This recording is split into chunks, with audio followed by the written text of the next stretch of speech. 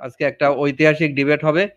ডিবেটের বিষয় হলো পৃথিবী স্থির, অর্থাৎ পৃথিবী নিজের চারিদিকেও ঘোরে না, সূর্যের চারিদিকেও ঘোরে না, পৃথিবী স্থির।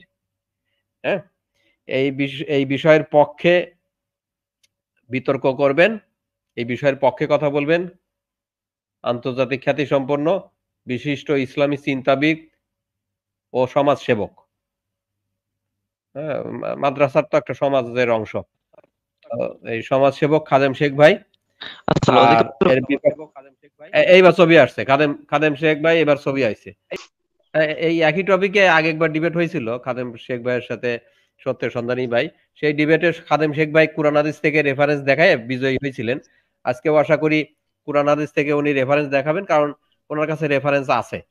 এবং আমরা আমরা ডিবেটে রেফারেন্স ছাড়া কোনো ডিবেট আমরা গ্রহণ মানে কোনো দাবি গ্রহণ করি না। এবং খাদেম শেখ ভাই যেহেতু কুরআন হাদিস থেকে রেফারেন্স দেখান, উনি গতবার যেমন বিজয়ী হয়েছিলেন কুরআন হাদিস থেকে রেফারেন্স দেখায়, না দেখাইলে তো ওনাকে বিজয়ী বলা হইতো না।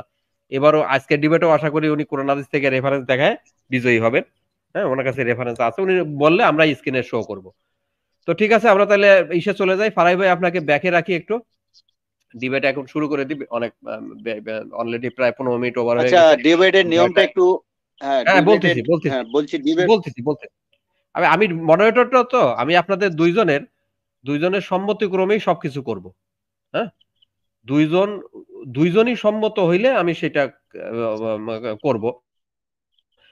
দুইজনে যে কোনো একজন অসম্মতি হইলে আমি সেটা করব না।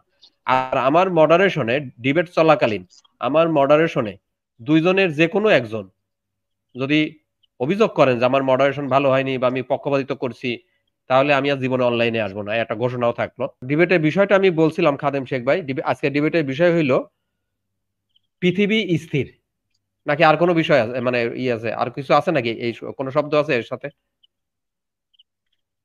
না, শব্দ নেই। পৃথিবী স্থির উনি কোরআন থেকে দেখাবেন সত্যের ভাই। যেহেতু উনি বলেন যে কোরআন অবৈজ্ঞানিক। হ্যাঁ, কোরআনের আয়াতগুলো অবৈজ্ঞানিক, তো এই জন্য উনি দেখাবেন যে কোরআন বলছে পৃথিবী স্থির, অথচ বিজ্ঞানীরা বলছে পৃথিবী ঘোরে। হ্যাঁ আমি হ্যাঁ, মানে সেটাই করবো, ওনার হ্যাঁ। হ্যাঁ, হ্যাঁ। আর উনি প্রথমে শুরু করবেন। হ্যাঁ উনি হ্যাঁ, ঠিক প্রথমেই আছে। শুরু করবেন যেহেতু অভিযোগটা ওনার। হ্যাঁ হ্যাঁ তো হ্যাঁ আমি হ্যাঁ, ঠিক বলছিলাম আছে কি, ঠিক আছে। আমি হুম। হ্যাঁ, আমি বলছি প্রথমে 25 মিনিট করে, তারপরে 15 মিনিট, 15 মিনিট, তারপর 10-10, তারপর 5-5, মানে আচ্ছা ঠিক আছে, সত্তর ভাই এক আবার ঘন্টা আসছে। আচ্ছা ঠিক আছে, সত্তর ভাই পঞ্চাশ আবার মিনিট আসছে, আমি সত্তর ভাইকে জানাই বিষয়টা। সত্তর ভাই, আজকের ডিবেটের বিষয় হইলো, আপনি আশা করি শুনতে পাচ্ছেন, আজকের ডিবেটের বিষয় হইলো পৃথিবী স্থির, অর্থাৎ পৃথিবী নিজের চারিদিকেও ঘোরে না, সূর্যের চারিদিকেও ঘোরে না, পৃথিবী স্থির। এই বিষয়ে ডিবেট হবে। এই বিষয়ে কুরআন হাদিস থেকে প্রমাণ দিবেন খাদেম শেখ ভাই, এবং আপনি বিজ্ঞান থেকে প্রমাণ এর বিপক্ষে প্রমাণ দিবেন। তো আর উনি সময়টা বলছে 25-25, 15-15, তারপরে কত খাদেম শেখ ভাই? 10-10, 5-5, 25-25, 15-15, 10-10, তারপরে 5-5, 1 ঘন্টা বাবা, তো 50 অনেক মিনিট সময়। হ্যাঁ 1 ঘন্টা আহ, 50 মিনিট। হ্যাঁ হ্যাঁ, ঠিক আছে। তো সত্তর ভাই কি এতে একমত আছেন নাকি? হ্যাঁ, ঠিক আছে। আচ্ছা আপনার ঠিক আছে। হ্যাঁ, সময় যদি একটু বেশি মনে হচ্ছে, 25-50 মিনিট প্রথমেই, আমার অত টাইম লাগবে না। তো যাই হোক, ঠিক আছে, আচ্ছা ওনাকে ঠিক আছে, দিলাম। তাহলে খাদেম শেখ ভাইয়ের প্রস্তাব গ্রহণ গৃহীত হইল। হ্যাঁ, মডারেটর সেটা কার্যকর করবে। 25-25, 15-15, 10-10, 5-5। আবারও বলে রাখি ডিবেট শুরুর আগে, কারণ ডিবেট শুরু হইলে আর কথা বলতে পারবো না।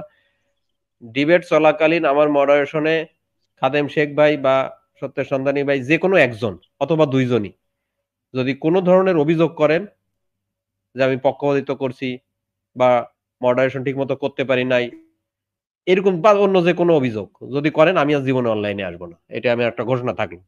তো ঠিক আছে, এখন আমরা তাহলে শুরু করি। যেহেতু পৃথিবী স্থির, এইটা হলো আমাদের আজকের বিষয়। পৃথিবী স্থির মানে পৃথিবী নিজের চারিদিকেও ঘোরে না, সূর্যের চারিদিকেও ঘোরে না। এই বিষয়ের পক্ষে আছে খাদেম শেখ ভাই, উনি কুরআন হাদিস থেকে প্রমাণ দিবেন। আর এর বিপক্ষে সত্যের সন্ধানী ভাই, উনি বিজ্ঞান থেকে এর বিপক্ষে প্রমাণ দিবেন। তো প্রথমে খাদেম শেখ ভাই প্রস্তাব দিচ্ছেন সত্যের ভাইকে শুরু করার জন্য। তো সত্যের ভাই এই প্রস্তাবে রাজি আছেন কিনা? আমার মনে হয় উনি শুরু করুক, পরে আমি ডিবাঙ্ক করব ওনাকে, নাকি? খাদেম ভাই কি বলেন? আচ্ছা, তো উনি কিন্তু আমাকে বলছিল সত্যি ভাই, আপনি যখন ডিসকানেক্ট ছিলেন, যে আপনাকে হ্যাঁ শুরু করার জন্য ১ম এ। যদিও উনি ও যেভাবে বলছিল যে এই বিষয়ের পক্ষে যেহেতু সত্যের ভাই, পক্ষে তো না, আপনি তো এই বিষয়ের বিপক্ষে। আমি তো বিপক্ষে, পৃথিবী হ্যাঁ পৃথিবী পৃথিবী স্থিরের তো বিপক্ষে আপনি। তো হ্যাঁ যাই হোক, সে বলছিল যে হয়তো সে পক্ষ-বিপক্ষ বোঝে নাই বা হ্যাঁ বুঝছে কিনা জানি না। সে বলছে যে আপনাকে ১ম এ শুরু করার জন্য। এখন দেখি আবার আসছে কি বলে। কই এখনো তো ডিভাইস নট কানেক্টেড। হ্যাঁ, এই যে হ্যাঁ ওকে। এখন এখন কানেক্ট হয়েছেন। হ্যাঁ, আবার দেই ছবি গেছে গা। ছবি চলে গেছে, হ্যাঁ। কাদেম ভাই, ছবি ছাড়া তো ভালো আর লাগে না। হ্যাঁ হ্যাঁ আপনার হ্যালো, ছবিটা দেখা যেত। হ্যাঁ জি বলেন। হ্যাঁ ছবি দেখা যাচ্ছে তো? প্রথমে আপনি শুরু করবেন তো, কারণ না, আপনি কোরআনের ছবি দেখা আয়াত যাচ্ছে না ভুল তো প্রমাণ কাদেম ভাই। করলেন। কোরআনের বিরুদ্ধে অভিযোগ তো আপনার, তাই না? আচ্ছা কোরআনের কোরআন বিরুদ্ধে বিরুদ্ধে না, আচ্ছা অভিযোগ ঠিক তো আছে, আপনি এনেছেন। আচ্ছা ঠিক, আপ- আচ্ছা ঠিক আছে আমি ঠিক আছে, শুরু ঠিক করি। আছে। হ্যাঁ সত্যের ভাই শুরু করবে। কিন্তু আপনি কি বেরোয় আবার একটু যুক্ত হবেন? ছবিটা না আসলে আসলে ভালো লাগে না। হ্যাঁ আপনার ছবিটা থাকা উচিত ছবি ছিল। আবার চলে হ্যাঁ, আবার ছবি চলে গেছে। আপনি একটু বেরোয় আবার যুক্ত হন, হ্যাঁ? তাহলে খাদিম ভাই, আপনি কি শুনতে পাচ্ছেন?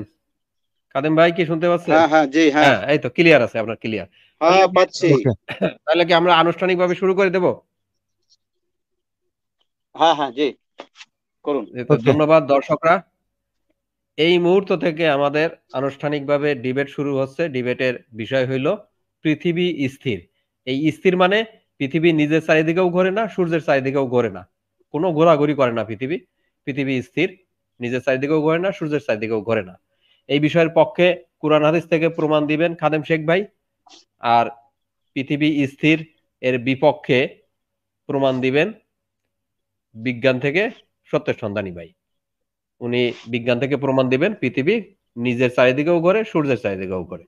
তো আমরা তাহলে প্রথমে আমাদের দুইজন আহ, যারা বিতর্ক করবেন তাদের সিদ্ধান্ত অনুযায়ী 25 মিনিট আমি প্রথমে সময় দিব সত্যের সন্ধানী ভাইকে। সত্যের ভাই, আশা করি আপনি প্রস্তুত আছেন।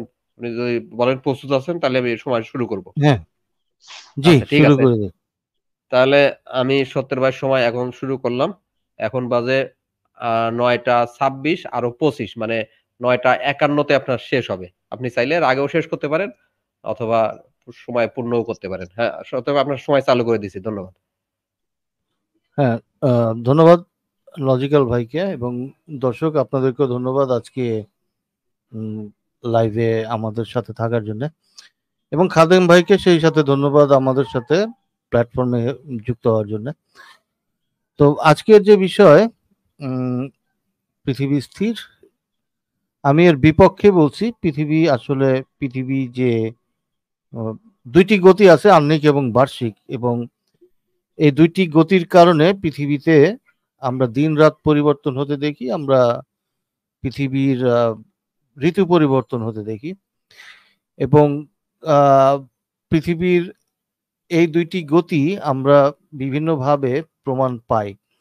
তো প্রথমত পৃথিবীর যে গতি আছে, আমরা পৃথিবীকে অবজার্ভ করলে, যে কোনো স্যাটেলাইট থেকে বা বাইরে থেকে অবজার্ভ করলে এই গতিগুলি দেখা যায়। এটা আহ, পৃথিবীটি 465 মিটার পার সেকেন্ড গতিতে ঘুরছে, এবং এই কারণে সূর্যোদয় এবং সূর্যাস্ত ঘটে।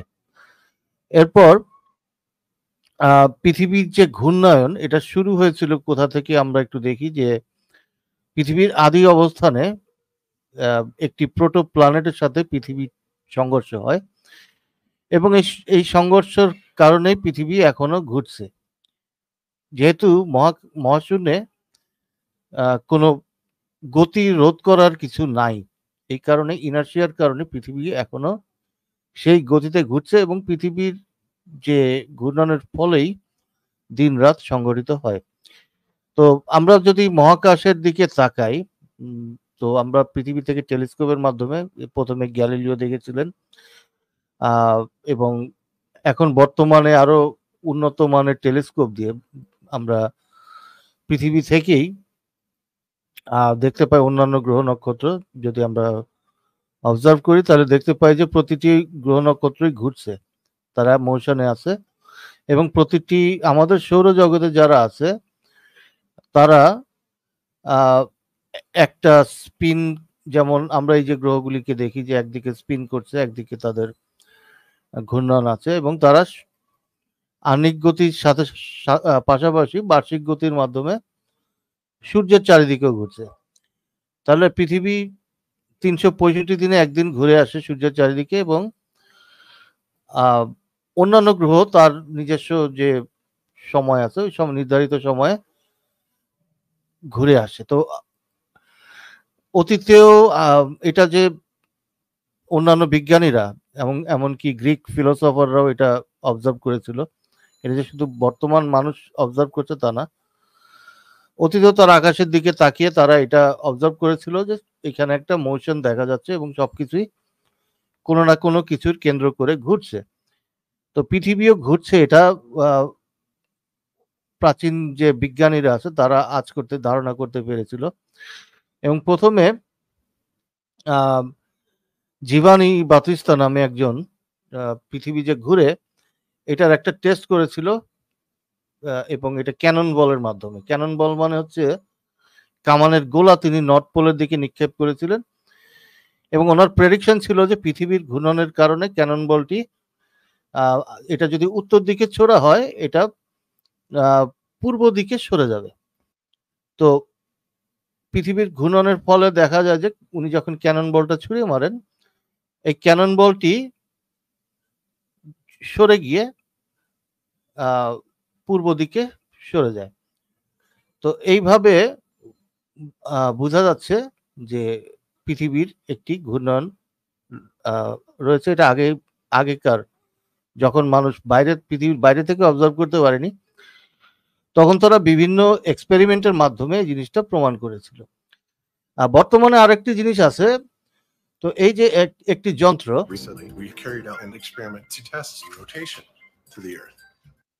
তো এই যন্ত্রটির মাধ্যমে যে আমরা অ্যাকুরেটলি পৃথিবীর মোশন নির্ণয় করতে পারি। তো এই যন্ত্রটি হচ্ছে এই যে যন্ত্রটি দেখা যাচ্ছে, এই যন্ত্রটির মাধ্যমে পৃথিবী যে 24 ঘন্টায় ঘুরে আসে, 365 ডিগ্রি ঘুরতে হলে 365 ডিগ্রি 24 ঘন্টায় ঘুরে, তাহলে প্রতি ঘন্টায় এটি 15 ডিগ্রি ঘুরবে। এবং এই যন্ত্রের মাধ্যমে তারা পৃথিবীর প্রতি ঘন্টার যে অ্যাঙ্গুলার মোমেন্টাম সেটা বের করতে পারে। তো দেখেন যে এই যন্ত্র ব্যবহার করে লেজার, এই যন্ত্রটি পৃথিবীর যে কোনো জায়গায় আপনি বসিয়ে দিবেন, সেটা অ্যাকুরেটলি দেখাবে যে প্রতি ঘন্টায় 15 ডিগ্রি। এই যে লেজারের মাধ্যমে বর্তমানে এটাকে বলে লেজার জাইরোস্কোপ। এই লেজার জাইরোস্কোপ দিয়ে আপনি পৃথিবীর যে কোনো অবস্থা থেকে জিনিস যেটা প্রমাণ করে যে পৃথিবী ঘুরছে, রোটেশন করছে, এটাকে বলে দি কোরিওলাস এফেক্ট।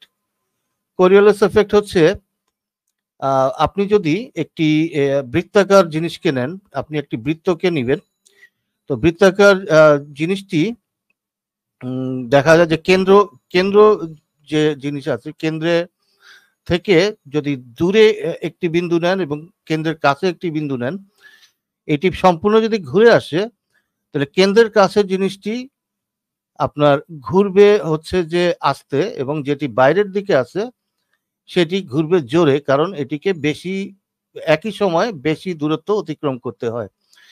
তো পৃথিবীর ক্ষেত্রেও একই, পৃথিবী যেহেতু বৃত্তাকার এবং এটি ঘুরছে, সুতরাং পৃথিবীর কেন্দ্রের দিকে, অর্থাৎ আমরা যদি নর্থ পোলকে কেন্দ্র ধরি, নর্থ পোল হচ্ছে যে এটার পিভিট পয়েন্ট, মানে এটাকে আমরা স্থির ধরি যে এটিকে কেন্দ্র করে ঘুরছে, তাহলে আমরা দেখবো যে ইকুয়েটরের কাছের যে জায়গাগুলি আছে এগুলি বেশি জোরে ঘুরছে এবং পোলার রিজনের দিকে এগুলি আস্তে ঘুরছে। এখন কি ঘটছে, কোনো মেঘ বা মেঘের টুকরা যদি নর্থে চলে যায়, তাহলে এটি নর্থে যে বায়ুমণ্ডল আছে তার থেকে সামনে চলে যাবে, কারণ এটির গতি বেশি ছিল। আবার একই ঘটনা ঘটবে, এটি যদি সাউথে চলে যায়, তাহলে এটি একইভাবে গতি বেড়ে যাবে ওই সাউথে থাকা যে বায়ুমণ্ডল আছে তার থেকে, কারণ নর্থ এবং সাউথের যে বায়ুমণ্ডল আছে এটির স্পিড বেশি, এবং ইকুয়েটারের যেগুলি আছে এগুলি নর্থ এবং সাউথের স্পিড কম, ইকুয়েটারের বেশি। তো মনে করেন একটি লো প্রেশার যদি তৈরি হয় মাঝামাঝি কোনো জায়গায়, তাহলে সব দিক থেকে বায়ু আসবে। যদি ইকুয়েটার থেকে আসে সেগুলি সামনে চলে যাবে, আর যদি নর্থ পোল বা সাউথ পোল থেকে আসে এগুলি পিছিয়ে যাবে গতি কম থাকার কারণে, এবং এইভাবে ঘূর্ণিঝড় সৃষ্টি হয়। এই ঘূর্ণিঝড়ের কারণ এই যে আমরা পৃথিবীর বিভিন্ন জায়গায় যে ঘূর্ণিঝড় দেখি, এই কারণে দেখি যে ইকুয়েটার থেকে আসা বায়ুমণ্ডল সেটির গতি বেশি থাকে এবং নর্থ পোল থেকে আসা বায়ুমণ্ডলের গতি কম থাকে এবং তারা লেফট এবং রাইটে শিফট করে যায়, এভাবে ঘূর্ণিঝড় সৃষ্টি করে। তো এটা আমরা কোরিওলাস এফেক্ট একটি প্রমাণ যে পৃথিবী ঘুরছে। এরপর 1851 সালে লিওন ফকাল্ট নামে একজন পেন্ডুলামের মাধ্যমে প্রমাণ করেন যে পৃথিবীর মোশন আছে বা পৃথিবী যে ঘুরছে, পেন্ডুলাম দিয়ে প্রমাণ করেন। এবং তিনি বিশাল একটি পেন্ডুলাম স্থাপন করেন মিউজিয়ামের মাঝখানে এবং দেখান যে এই পেন্ডুলামটি দুলিয়ে দিলে এটি ধীরে ধীরে শিফট করতে থাকে পৃথিবীর ঘূর্ণনের কারণে। তো এইটা 1851 সালে এটি প্রমাণিত হয়েছে যে পৃথিবীর মোশন আছে, পৃথিবী স্থির নয়। এরপর আরেকটি জিনিস হচ্ছে যে অনেকে প্রশ্ন করেন যে পৃথিবী এত এত দ্রুত গতিতে ঘুরছে, আমরা কিছু অনুভব করি না কেন? তো এটি ব্যাখ্যা করা যায় নিউটনের প্রথম গতিসূত্র গতি জড়তা থেকে, যে স্থির বস্তু স্থির থাকে এবং গতিশীল বস্তু সমান ত্বরণে গতিশীল থাকে।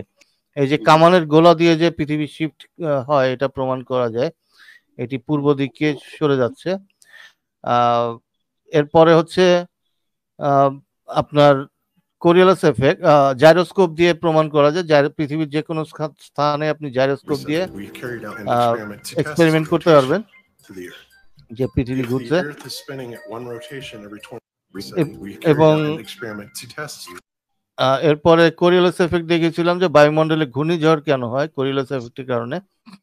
তো পৃথিবী যেহেতু ঘুরছে কেন্দ্রের দিকের বায়ুমণ্ডলের থেকে বাইরের দিকের বায়ুমণ্ডলের গতি বেশি থাকে, এই জন্য নর্থ পোল সাউথ পোলের বাতাসের গতি কম থাকে এবং ইকুয়েটরের কাছাকাছি যেগুলি আছে এগুলির গতি বেশি থাকে, যেহেতু এভাবে বেশি ডিস্টেন্স অতিক্রম করতে হয় বায়ুমণ্ডলকে। তো এই কারণে দেখা যায় যে ঘূর্ণিঝড় হয়। তো এটা আমি সংক্ষেপে এক্সপ্লেইন করেছি। এবার পেন্ডুলাম দিয়ে 1851 সালে লিওন ফ্যাকাল্ট প্রমাণ করে যে পৃথিবীর গতি আছে, এবং আমরা কেন বুঝতে পারি না সেটা হচ্ছে নিউটনের গতি জড়তার কারণে, যে পৃথিবী ঘূর্ণন অবস্থায় আছে এবং পৃথিবীর উপরে যে কোনো বস্তু ওই একই গতিতে ঘুরছে এবং পরস্পরের সাপেক্ষে তাদেরকে স্থির মনে হয়। যেমন একটি আপনার গাড়িতে যদি যান, আপনার দুইটা সিটের মধ্যবর্তী স্থান যেহেতু পরিবর্তন হয় না, সুতরাং গাড়ির মধ্যে প্রতিটি বস্তুকে স্থির মনে হয়, কিন্তু গাড়ির ভিতরে সবাই ওই গাড়ির গতিতেই চলছে। তো গাড়ি যখন ব্রেক করে তখন কিন্তু যাত্রীরা সামনে চলে যায়, গতির জড়তার কারণে গাড়ি ব্রেক করলে পরে তারা সামনের দিকে চলে আসে। এরপরে হচ্ছে যে এটাকে আরেকটা এক্সপেরিমেন্ট দিয়ে আমরা দেখতে পারি যে একটা জিপের খোলা ট্রাকের পিছনে একটি বল আপনি উপর দিকে ছুড়ে দেবেন, এটি ঠিক নিচে নেমে আসবে। এই কারণে পৃথিবী ঘূর্ণন অবস্থা থাকার ফলেও আপনি আপনার হাতের কোনো জিনিস উপরে ছুঁড়ে মারলে ওটি ঠিক আপনার হাতেই পড়ে, ওটি সরে যায় না। তো এই এক্সপেরিমেন্টগুলি প্রমাণ করে যে গতি জড়তার কারণে মোশনে যেগুলি থাকে আপনার হাতের জিনিসটাও ওই একই গতিতে চলছে। এরপর আরেকটা জিনিস যারা ফ্ল্যাট আর্থাররা দাবি করে বা স্থিরবাদীরা দাবি করে যে পৃথিবীর থেকে শুক্র গ্রহ বা ইভিনিং স্টার এবং সন্ধ্যা তারা এবং এইটাকে কেন দেখা যায়, যেহেতু শুক্র এবং পৃথিবীর মাঝখানে থাকার কথা ছিল, সুতরাং দেখা যাওয়ার কথা না। তো এই ভিডিওটা আমি দেখাবো, 2 মিনিট দেখেন, এটাতে উত্তরটা দেওয়া আছে। তাহলে আমি ভিডিওটা প্লে করছি। আমি স্লাইডটা তৈরি করেছি হচ্ছে যে ফ্ল্যাট আর্থারদের ডিবাঙ্ক করার জন্য, যে যারা মনে করে পৃথিবী সমতল এবং স্থির, উভয় যে খাদেম শেখের মতো যারা আছেন একই আছেন, শুধু খাদেম শেখ কিন্তু একা না। আপনি মনে করবেন যে উনি একাই, কিন্তু এরকম অনেক লোক না আছে না, যারা অবশ্যই অবশ্যই উনি একা না। উনি এই তথ্যগুলো, এই যে পৃথিবী সূর্যের চাইতে বড়, সূর্য পৃথিবীর চারিদিক দিয়ে ঘোরে, পৃথিবী স্থির, এই সমস্ত তথ্য তো উনি মানে আবিষ্কার করেন না। এই সমস্ত তথ্য উনি ইসলামী গবেষক বা ইসলামী বিজ্ঞানীদের বই থেকেই পাইছে উনি। রাইট, কিন্তু এই সেম আর্গুমেন্ট খ্রিস্টান অ্যাপোলজিস্টরা দেয়। খ্রিস্টান অ্যাপোলজিস্টরা জিজ্ঞেস করে, তারা এইরকম কোয়েশ্চেন গুলি জিজ্ঞেস করে, যেমন যারা পৃথিবী স্থির এবং সমতল দাবি করে, তো তারা এরকম দাবি করে যে এই আপনার এরকম প্রশ্ন থাকে যে শুক্র গ্রহ যদি পৃথিবী এবং সূর্যের মাঝখানে অবস্থান করে তাহলে এটা রাতের আকাশে কেন দেখা যায়। মানে আর্গুমেন্টটা এরকম যে যেহেতু আপনার এই আগে শুক্র গ্রহটা কি এটা আমরা জানতে হবে। এটা হচ্ছে যে সন্ধ্যা তারা বা শুক তারা দুটাই একই, একটা সকালে দেখা যায়, আবার সন্ধ্যা ঠিক সূর্য ডোবার সাথে সাথে দেখা যায় যে তারাটা একটা ইভিনিং স্টার, একটা মর্নিং স্টার। এটাকে সন্ধ্যা তারা এবং শুক তারা বলা হয়। এটা কিন্তু শুক্র গ্রহ। তো তাদের আর্গুমেন্ট হচ্ছে শুক্র গ্রহ কেন দেখা যাবে, কারণ এটা তো সূর্য আর পৃথিবীর মাঝখানে, তাই না? এটা তো দিনের বেলায় দেখা যাওয়ার কথা, যেহেতু পৃথিবীর আগেই এটা। মানে অবস্থানটা আমরা যদি দেখি যেখানে বুধের পরে শুক্র আছে, তাহলে তো যখন সূর্যটা পৃথিবী ফেস করে থাকবে আমরা শুধু তখনই দেখতে পাওয়ার কথা, কিন্তু রাতে দেখার কথা না, এতে অন্যদিকে ফেস করে আসছি। তো ফ্ল্যাট আর্থারদের দাবি যে শুক্র বা শুক্তারা যেহেতু রাতের আকাশে দেখা যায়, তাই এটা প্রমাণ করে যে পৃথিবী সমতল এবং স্থির। কারণ তা না হলে এই গোল হলে সূর্য যখন আমরা সূর্যের দিকে মুখ করা থাকবো তখনই শুধু দেখতে পাবো, কিন্তু রাতের বেলা তো দেখার কথা না।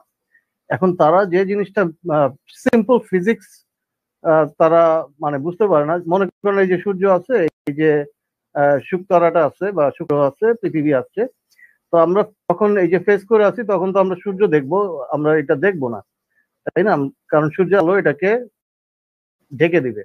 কিন্তু জিনিসটা বুঝে না যে একটা অ্যাঙ্গেল, মানে এই যে এইখানে যে আমাদের সাইট অফ ভিশন এটা তো ক্লিয়ার। আমরা এই যে এখন এই পর্যন্ত সন্ধ্যা ছিল, এই যে রাত হয়ে গেছে, এখানেও আমাদের অ্যাঙ্গেলটা এই বরাবর আমরা ক্লিয়ার ভিশন অ্যাঙ্গেল আছে, এখানে দিন এখানে রাত, আমাদের অ্যাঙ্গেল তো এই জন্য কোনো বাধা নেই, তাহলে আমরা দেখতে পাবো না কেন? এটা তো এখন ঘুরতেছে, সূর্যের চারিদিকেই ঘুরতেছে, কিন্তু আমাদের এখানে রাত আছে, তারপরে আমরা দেখতে পাবো যেহেতু ক্লিয়ার আমাদের সাইট আছে, এই যে এই বরাবর আমরা দেখতে পাচ্ছি। আর আমাদের যে অ্যাঙ্গেলটা, ওনাদের যে এইটার ধারণা নেই দেখে, ফিজিক্সের অ্যাঙ্গুলার যে ভিশন এটার ধারণা নাই, এইটার ম্যাক্সিমাম যে অ্যাঙ্গেলটা দেখতে পাবো সেটা হচ্ছে 46 ডিগ্রি। এই 46 ডিগ্রির যখন কম হয়ে যায় তখন আমরা দেখতে পাই না। তো এই পৃথিবী থেকে কেউ যদি এদিকেও থাকে, তারা এই 46 ডিগ্রির মধ্যে তারা এই ভেনাসকে দেখতে পাবে। ঠিক আছে, অ্যাঙ্গেল অফ ভেনাস এই যে 46 ডিগ্রির মধ্যে তারা দেখতে পাবে। আর প্রথম সিচুয়েশনে আমরা যে ঠিক সন্ধ্যার বেলায় আমরা সানসেটের ঠিক সূর্য ডোবার সাথে সাথে এই অ্যাঙ্গেলে থাকে, 46 এ থাকে। আবার সিচুয়েশন বি তে যখন আরেকটু রাত হয় এটা কিন্তু ডুবে যায়, 45 এর চেয়ে কম অ্যাঙ্গেল যখনই হয়ে যায় তখনই কিন্তু আমরা ভেনাসকে ডুবে যেতে দেখি, এটা আর চোখে পড়ে না। তো এইটা খুবই সিম্পল ছিল। আমার মনে হয় যে ওনারা হ্যাঁ, তো শুকতারা সন্ধ্যা তারা কেন দেখা যায়, এটা একটা ওনাদের আর্গুমেন্ট যে তার মানে পৃথিবী সমতল, কিন্তু না, আমরা এটা 45 ডিগ্রি অ্যাঙ্গেলেও আমরা এটাকে দেখব। তো যাই হোক, আজকে আমি এতটুকুই বললাম। এখন খাদেম শেখের উনি তো দেখি ডিসকানেক্টেড, উনি চলে গেলেন নাকি? ডিসকানেক্ট হয়ে গেছে। আপনার এখনো 7 মিনিট 15 সেকেন্ড আছে। যাই হোক, আপনি তার আগেই শেষ করে দিয়েছেন। শুরু করেন আপনি। সময় ধরি, দাঁড়ান ঘড়িটা চালু করে দিই, দাঁড়ান 1 সেকেন্ড, স্টপওয়াচটা চালু করে দিই। হ্যাঁ, চালু করে দিয়েছি, বলেন, শুরু করেন। আচ্ছা, আসসালামু আলাইকুম, আলহামদুলিল্লাহি রাব্বিল আলামিন, ওয়াসসালাতু ওয়াসসালামু আলা সাইয়্যিদিল মুরসালিন ওয়া আলা আলিহি ওয়া সাহবিহি আজমাইন ওয়াদ-দুআউ লিসাইরিল মুসলিমিন। সুপ্রিয় দর্শক শ্রোতা ও মাননীয় সঞ্চালক লজিক্যাল পারসন ভাই এবং আমার প্রতিপক্ষ সত্যের ভাই, আপনাদের সবাইকে অনেক শুভেচ্ছা। প্রথমে আমি দর্শকদের কাছে অনুরোধ করছি যে আপনারা এই বিতর্কটা সম্পূর্ণ নিরপেক্ষভাবে বিচার বিশ্লেষণ করবেন এবং কেউ কোন রকম পক্ষপাত দুষ্ট কমেন্ট করবেন না। তো আসুন শুরু করা যাক। যারা বলে পৃথিবী সারাক্ষণ হেলাধুলা করতে করতে আর নিজ অক্ষের উপর ঘুরপাক খেতে খেতে এবং সেই সাথে প্রচন্ড গতিতে ঘন্টায় 1,04,000 কিলোমিটার পথ ছুটে চলেছে, তারা অবাস্তববাদী। এর প্রমাণ হলো ভূমিকম্প। কারণ ভূমিকম্প যখন হয় তখন ঠিকই তা বোঝা যায়, আবার একটু জোরে হলেই ঘরবাড়ি গাছপালা পড়ে যায়, খাল বিল নদীনালা পানি ডাঙায় উঠে আসে এবং মানুষ সহ বিভিন্ন প্রাণী ক্ষতিগ্রস্ত হয়, অনেকে মারাও যায়। অথচ সেই পৃথিবী এখন নাচানাচি করছে, ঘুরপাক খাচ্ছে এবং সেই সাথে মারাত্মক গতিতে ছুটছে, তবুও ঘরবাড়ি নদীনালা আর প্রাণীকুল সম্পূর্ণ ঠিকঠাক থাকবে এমন হতে পারে না। বরং পৃথিবী সম্পূর্ণ স্থির বলেই আমরা নির্বিঘ্নে বসবাস করছি। নম্বর 2, এবার আসছি জেমস ওয়েব এবং হাবল টেলিস্কোপ সম্পর্কে। জেমস ওয়েব, যেটা 25শে ডিসেম্বর 2021 সালে পৃথিবী থেকে 15 লক্ষ কিলোমিটার দূরে বায়ুমণ্ডলের বাইরে উৎক্ষেপণ করা হয়েছে, কিন্তু হাবল 1990 সালে উৎক্ষেপণ করা হয়। এটা পৃথিবী থেকে 596 কিলোমিটার দূরে অবস্থিত। এই হাবল 1990 সাল থেকে 2022 সাল পর্যন্ত, অর্থাৎ জেমস ওয়েবের আগ পর্যন্ত বিগত 32 বছর ধরে পৃথিবীর ঘূর্ণনের ব্যাপারে যেসব ভিডিও ফুটেজ দিয়েছে সেগুলোই আমেরিকার মহাকাশ গবেষণা কেন্দ্র নাসা তার লাইভে দেখিয়ে এসেছে যে পৃথিবী তার নিজ অক্ষের উপর অবিরাম ঘুরে চলেছে। তাই আজকের দিনে পৃথিবীর স্থিরতা সম্পর্কে কিছু বলতে গেলে এটাই সবচেয়ে বড় বাধা হিসাবে কাজ করছে। স্বাভাবিকভাবে লোকে এটা বলেও, তাহলে কি এই আধুনিক প্রযুক্তি ভুল? একথা বহু লোক বলছে যে তাহলে আধুনিক প্রযুক্তি কি ভুল, যেখানে শতভাগ বিজ্ঞানী পৃথিবীর ঘূর্ণনের ব্যাপারে একমত, সেখানে আর কোনো ভিন্ন কথা থাকতেই পারে না। হ্যাঁ, দেখুন, এইরকম বিগত দিনের সকল বিজ্ঞানী যারা তাদের সেই আবিষ্কারগুলোকেও ঠিক এই রকম অত্যাধুনিক মনে করত, আমরা এখন অত্যাধুনিক মনে করছি। আবার ধরুন 1000 বছর পরে যারা আসবে তারা আবার তারা সেটাকে আধুনিক বলবে, অত্যাধুনিক বলবে। তো এটা আসলে একটা ধারণা, এবং এমন অনেক বিষয় ছিল যা সেদিনের শতভাগ বিজ্ঞানী ঐক্যমতে পৌঁছেছিলেন। যেমন 2য় শতকের এক গণিতবিদ, যাকে ইতিহাসে বিজ্ঞানী টলেমি হিসাবে মানুষ জানে এবং যার এই ভূকেন্দ্রিক গবেষণাকে সঠিক হিসাবে মান্যতা দিয়েছিলেন তৎকালীন বিশ্বের শতভাগ বিজ্ঞানী, এবং এই ভূকেন্দ্রিক সিদ্ধান্তটি সুপ্রতিষ্ঠিত হয়েছিল 1500 বছরেরও বেশি সময় ধরে। কিন্তু 16 শতকে কোপার্নিকাস এবং 16 ও 17 শতকে গ্যালিলিও কোনো উপযুক্ত প্রমাণ ছাড়াই সৌরকেন্দ্রিক ধারণা দিলেন। তিনি বলেন সূর্য স্থির এবং পৃথিবী ঘোরে সূর্যের চারপাশে। যদিও সেদিন কোনো বিজ্ঞানী গ্যালিলিওর এই সৌরকেন্দ্রিক ধারণাকে সঠিক বলে মান্যতা দেয়নি, তারপরেও বিজ্ঞানীরা কোন প্রমাণের ভিত্তিতে এমন একটা অপবিজ্ঞান স্বীকৃতি দিলেন, সেটাই আজকের বিচার্য বিষয় আমাদের। বিজ্ঞানীরা বলছেন আমাদের এই সৌরমণ্ডল নাকি পৃথিবীর মাধ্যাকর্ষণ শক্তির জন্য আটকে আছে, অর্থাৎ এই বায়ুমণ্ডল পৃথিবী ছেড়ে কোথাও চলে যেতে পারছে না, কারণ পৃথিবীর মাধ্যাকর্ষণ এটা ধরে রেখেছে।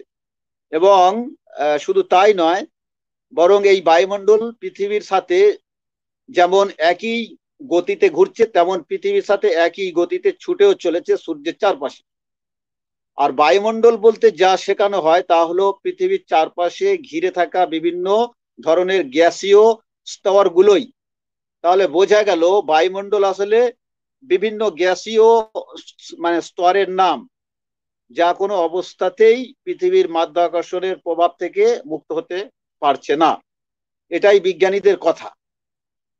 তাই পৃথিবী যখন যেদিকে সরে তখন বায়ুমণ্ডলও ঠিক সেদিকেই সরে যায়। যুক্তি অনুযায়ী এতে 1 ইঞ্চিও হেরফের হওয়ার কথা নয়। বায়ুমণ্ডল পৃথিবী যেদিকে যাবে বায়ুমণ্ডলও সেদিকে যাবে। এ তো উপরে নিচে ডান দিক বাম দিক যেদিকে যাবে বায়ুমণ্ডলও সেদিকে যাবে, 1 ইঞ্চিও হেরফের হওয়ার কথা নয়। এবার দেখবো বায়ুমণ্ডলের কটা ভাগ ও কি কি। বলা হয় 5টা। 1 স্ট্রপোস্ফিয়ার, 2 স্ট্র্যাটোস্ফিয়ার, 3 মেসোস্ফিয়ার, 4 থার্মোস্ফিয়ার, 5 এক্সোস্ফিয়ার।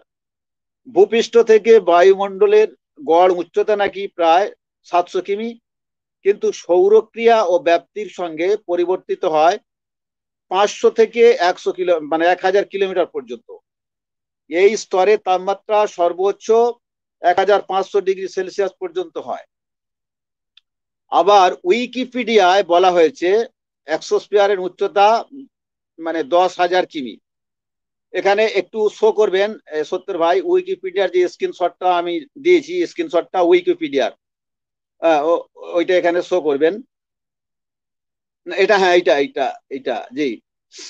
তো যাই হোক, হাবল টেলিস্কোপ আছে 596 কিলোমিটারের ভিতরে, যা মোটেও বায়ুমণ্ডলের বাইরে নয়। এখন প্রশ্ন হলো, নাসার লাইভে পৃথিবী ঘূর্ণনের যে ভিডিও দেখানো হয় সেটা কি করে হাবল টেলিস্কোপ ক্যামেরা বন্দি করতে পারে? যদি পৃথিবীর সাথে একই গতিতে বায়ুমণ্ডল ঘুরে থাকে আর সেই বায়ুমণ্ডলের মধ্যেই যদি হাবল থাকে, তাহলে হাবলও তো সেই সমগতি সম্পন্ন হবে। ফলে হাবলের ক্যামেরায় পৃথিবীর ঘূর্ণন ধরা পড়বে না, বরং স্থির দেখাবে। তবে হাবল যদি ওই বায়ুমণ্ডলের গতি থেকে নিজেকে স্থির করে রাখতে পারে অথবা কিছুটা গতি কমিয়ে ফেলতে পারে, তখনই সম্ভব। আর এটা যদি হাবলের ক্ষেত্রে সম্ভব হয়, তাহলে এই এই এই স্ট্রপোস্ফিয়ারের মধ্যে চলা হেলিকপ্টার থেকেও পৃথিবীর ঘূর্ণন প্রত্যক্ষ করা যাবে। বেশি না, মাত্র 100 ফুট উচ্চতায় গিয়ে কোনো একটা হেলিকপ্টার যদি 3 ঘন্টা গতি স্থির করে রাখে, তাহলে গতি জড়তা কাটিয়ে, গতি জড়তা বলে বিজ্ঞানের ভাষায় যে বিষয়টা আছে, গতি জড়তা কাটিয়ে অন্তত 30 ডিগ্রির পার্থক্য দেখতে পাওয়ার কথা। অর্থাৎ যে জায়গা থেকে হেলিকপ্টার উড়েছে ওই জায়গার সাথে প্রায় 33,000 কিলোমিটারের দূরত্ব তৈরি হবে, কিন্তু তা হয় না, আর কখনো এমনটা হবেও না, কারণ পৃথিবী স্থির। নম্বর 3, আসলে বায়ুকে পৃথিবী তার মাধ্যাকর্ষণ শক্তি দিয়ে আটকে রাখতে পারে না। বায়ু সম্পূর্ণভাবে মাধ্যাকর্ষণ শক্তির ধরা ছোঁয়ার বাইরে কাজ করে। পৃথিবী যদি তার মাধ্যাকর্ষণ শক্তি দিয়ে বায়ুমণ্ডলকে আবদ্ধ করে রাখতে পারত, তাহলে সূর্যের অতি বেগুনি রশ্মি এবং বিভিন্ন ধোঁয়ার কারণে এতদিনে পুরো বায়ুমণ্ডল মারাত্মকভাবে দূষিত ও অন্ধকারাচ্ছন্ন হয়ে যেত। গাছ কতটুকুই বা কার্বন ডাই অক্সাইডকে অক্সিজেনে রূপান্তরিত করতে পারে, সেটা উল্লেখযোগ্য কিছু নয়। যে ধোঁয়াগুলো গাছের উচ্চতার চেয়ে অনেক অনেক গুণ উপরে উঠে যায়, সেগুলো আবার নিচে নেমে এসে গাছের কাছে অক্সিজেনে রূপান্তরিত হবে, এটা কোন যুক্তি? যে বস্তু পৃথিবী পৃষ্ঠের যত কাছে থাকবে, মাধ্যাকর্ষণ সে বস্তুকে ততই বেশি আকর্ষণে আটকে রাখবে, এটাই হচ্ছে বাস্তবতা। যখন এই ধোঁয়াগুলোর ঘনত্ব অনেক গুণ বেশি ছিল, তখন যদি মাধ্যাকর্ষণ শক্তি ধরে রাখতে ব্যর্থ হয়, তাহলে পৃথিবী পৃষ্ঠ থেকে অনেক উপরে উঠে যাওয়ার পরে আবার কি করে পৃথিবী পৃষ্ঠে ফিরে আসবে? মানে এত জলীয় বাষ্প নয় যে উপরে গিয়ে ঠান্ডা হয়ে তরল ঘন আকার নেওয়ার ফলে নিচে নেমে আসবে, বরং ধোঁয়ার বিষয়টা সম্পূর্ণ উল্টো। তবে ধোঁয়া শিল্প এলাকায় কুয়াশা বা বৃষ্টির কারণে কিছুটা ভূপাতিত হতে পারে, কিন্তু বিষয়টা জলীয় বাষ্পের মতো তো নয় যে আবার ওটা তরল হয়ে ফিরে আসবে। পৃথিবী যদি সত্যিই নিজ অক্ষের উপর পশ্চিম থেকে পূর্ব দিকে 24 ঘন্টা এক পাক ঘুরত, তাহলে বায়ু সর্বক্ষণ পশ্চিম থেকে পূর্ব দিকে প্রবাহিত হতো। যদিও বিজ্ঞানীরা বায়ু প্রবাহের ভিন্ন ব্যাখ্যা দিয়েছেন, কিন্তু সেটা ঠিক নয়, সেটা ভুল। বিজ্ঞানীদের বক্তব্য হলো, পৃথিবীর বায়ুমণ্ডল সূর্যের তাপে বিভিন্ন স্থানে বিভিন্নভাবে পড়ে, যার ফলে কোনো স্থান যখন সরাসরি উত্তপ্ত হয়, তখন তুলনামূলক শীতল স্থানের দিকে উত্তপ্ত বায়ু প্রবাহিত হয়। অনেক উষ্ণ স্থান থেকে ঠান্ডা বায়ু স্থানের দিকে প্রবাহিত হয়। এ কারণেই পৃথিবীতে বায়ু প্রবাহের ঘটনা ঘটে। এটা বিজ্ঞানীদের কথা, কিন্তু এই কথাগুলো দুটো কারণে অসত্য বা অবাস্তব। যেমন, ক, পৌষ মাঘ মাসে প্রচন্ড শীতের আবহাওয়াতেও অন্য জায়গা থেকে উত্তপ্ত বায়ু সেখানে আসে না, কিংবা চৈত্র বৈশাখ মাসের প্রচন্ড গরম আবহাওয়াতেও সেখানকার বায়ু উত্তপ্ত হয়ে অন্য কোথাও 1 সেকেন্ডের 100 ভাগের 1 ভাগ সময়ের জন্য হলেও বায়ু শূন্যতা সৃষ্টি করে না। খ, বাস্তবে এমনটা হলে তখন ওই সময় ওই জায়গায় থাকা সমস্ত ইঞ্জিন বন্ধ হয়ে যেত এবং বায়ুর উপর ভর করে চলা প্লেন, হেলিকপ্টার, পাখিপক্ষ তখন বায়ু শূন্যতার জন্য উড়তে পারতো না, বা উড়ন্ত অবস্থায় থাকলে সঙ্গে সঙ্গে মাটিতে পড়ে যেত এবং তখন ঘূর্ণায়মান যে কোনো সিলিং ফ্যান বা টেবিল ফ্যান থেকে বিন্দুমাত্র হাওয়া পাওয়া যেত না।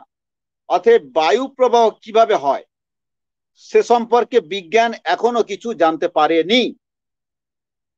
বরং কোরআনে 15/22 আয়াতে বলা হয়েছে, 15/22 আয়াতে কোরআনে বলা হয়েছে আমি বায়ু প্রেরণ করি। এখানে প্রেরণ শব্দটা আছে, আমি বায়ু প্রেরণ করি, অর্থাৎ এখানে বলা হয়েছে পৃথিবীতে প্রতিনিয়ত নতুন বায়ু আল্লাহ প্রেরণ করেন। তাই সর্বক্ষণ বায়ুমণ্ডল থেকে অপসারিত হয় সূর্যের অতি বেগুনি রশ্মি ও কার্বন ডাই অক্সাইড, যা প্রাণীকুলের জন্য মারাত্মক ক্ষতির। যেমন আমরা প্রতিনিয়ত অক্সিজেন বায়ু গ্রহণ করি, আবার সেটাই কার্বন ডাই অক্সাইডে রূপান্তরিত হয়ে বাড়িয়ে যায়। এই প্রক্রিয়া যেমন সর্বক্ষণ চলমান, ঠিক তেমনই পৃথিবীর বিভিন্ন বায়ুমণ্ডলও এটা ঘটছে। যাই হোক, বায়ুকে বলা হয় মিশ্র গ্যাস।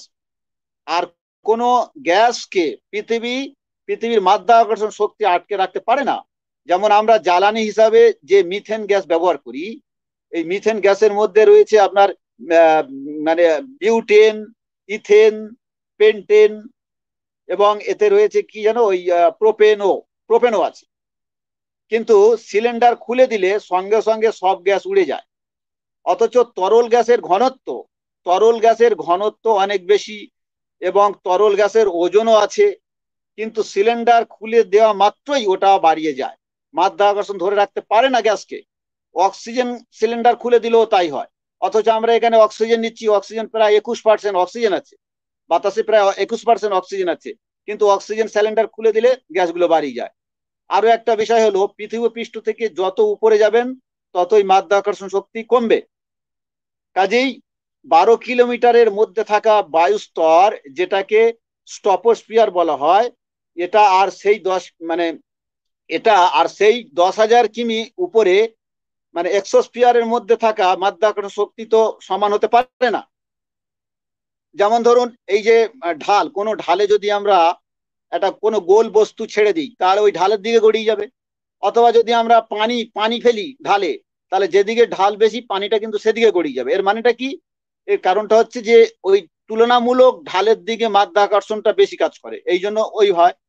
তাহলে চিন্তা করুন, এই যে মানে টপোস্ফিয়ারের উচ্চতা 10 থেকে 12 কিলোমিটার, কিন্তু যেটা এক্সোস্ফিয়ারের উচ্চতা হচ্ছে, আমি যেটা দেখালাম এক্ষুনি, এখান ওই স্ক্রিনশট দিয়ে দেখিয়েছি উইকিপিডিয়ায়, 10,000 কিলোমিটার। তাহলে সর্বনিম্ন স্তরের বায়ু আর সর্ব উচ্চ স্তরের বায়ুকে নিয়ে পৃথিবী ঘন্টায় 1,04,000 কিমি গতিতে ছুটবে কি করে? দুটো তো দুরকম। সুতরাং এটা সম্পূর্ণ অবৈজ্ঞানিক কথাবার্তা। যারা বলে বায়ুমণ্ডলকে নিয়ে পৃথিবী ঘুরছে, এটা হয় না। বরং বায়ু হলো মাধ্যাকর্ষণের প্রভাব থেকে সম্পূর্ণ মুক্ত। আর এই মুক্ত বায়ুমণ্ডলের ভিতরে থেকে পৃথিবী যদি আপন অক্ষের উপরে ঘন্টায় 1600 কিমি গতিতে ঘুরতো, মানে যেটা আহ্নিক গতি, তাহলে বায়ুর সাথে সংঘর্ষে লেগে পৃথিবী পৃষ্ঠে একটাও বাড়ি, গাড়ি, গাছপালা থাকতো না। এমনকি সাগরের পানিও তখন পুরো মানে স্থলভাগকে চিরতরে প্লাবিত করে রাখতো। এবং তখন ঘন্টায় 1,1200 কিলোমিটার গতিবেগে ঝড়, 1,1200 কিলোমিটার গতিবেগে ঝড় সারাক্ষণ চলতো। সত্যের ভাই বলছিলেন যে সৌর ঝড় হয় পৃথিবী ঘূর্ণনের কারণে। আরে ভাই, যদি পৃথিবী ঘুরতো তাহলে সারাক্ষণ 1 সেকেন্ডের জন্য ঝড় বন্ধ হয়ে যেত না। সেই ঝড়ের গতি হতো ঘন্টায় 1,1200 কিলোমিটার। ফলে তখন কোনো প্রাণীর অস্তিত্ব পাওয়া যেত না। নম্বর 4, তর্কের খাতিরে যদি কিছুক্ষণের জন্য ধরেও নিই যে পৃথিবী ঘোরার সাথে বায়ুমণ্ডলও সেই একই গতিতে ঘুরছে বলে বায়ুর সাথে বাড়ি, গাড়ি ও গাছপালার কোনো ধরনের সংঘর্ষ হচ্ছে না, এটা যদি ধরেও নিই, এবং এতে কোনো আলোড়নও বোঝা যাচ্ছে না।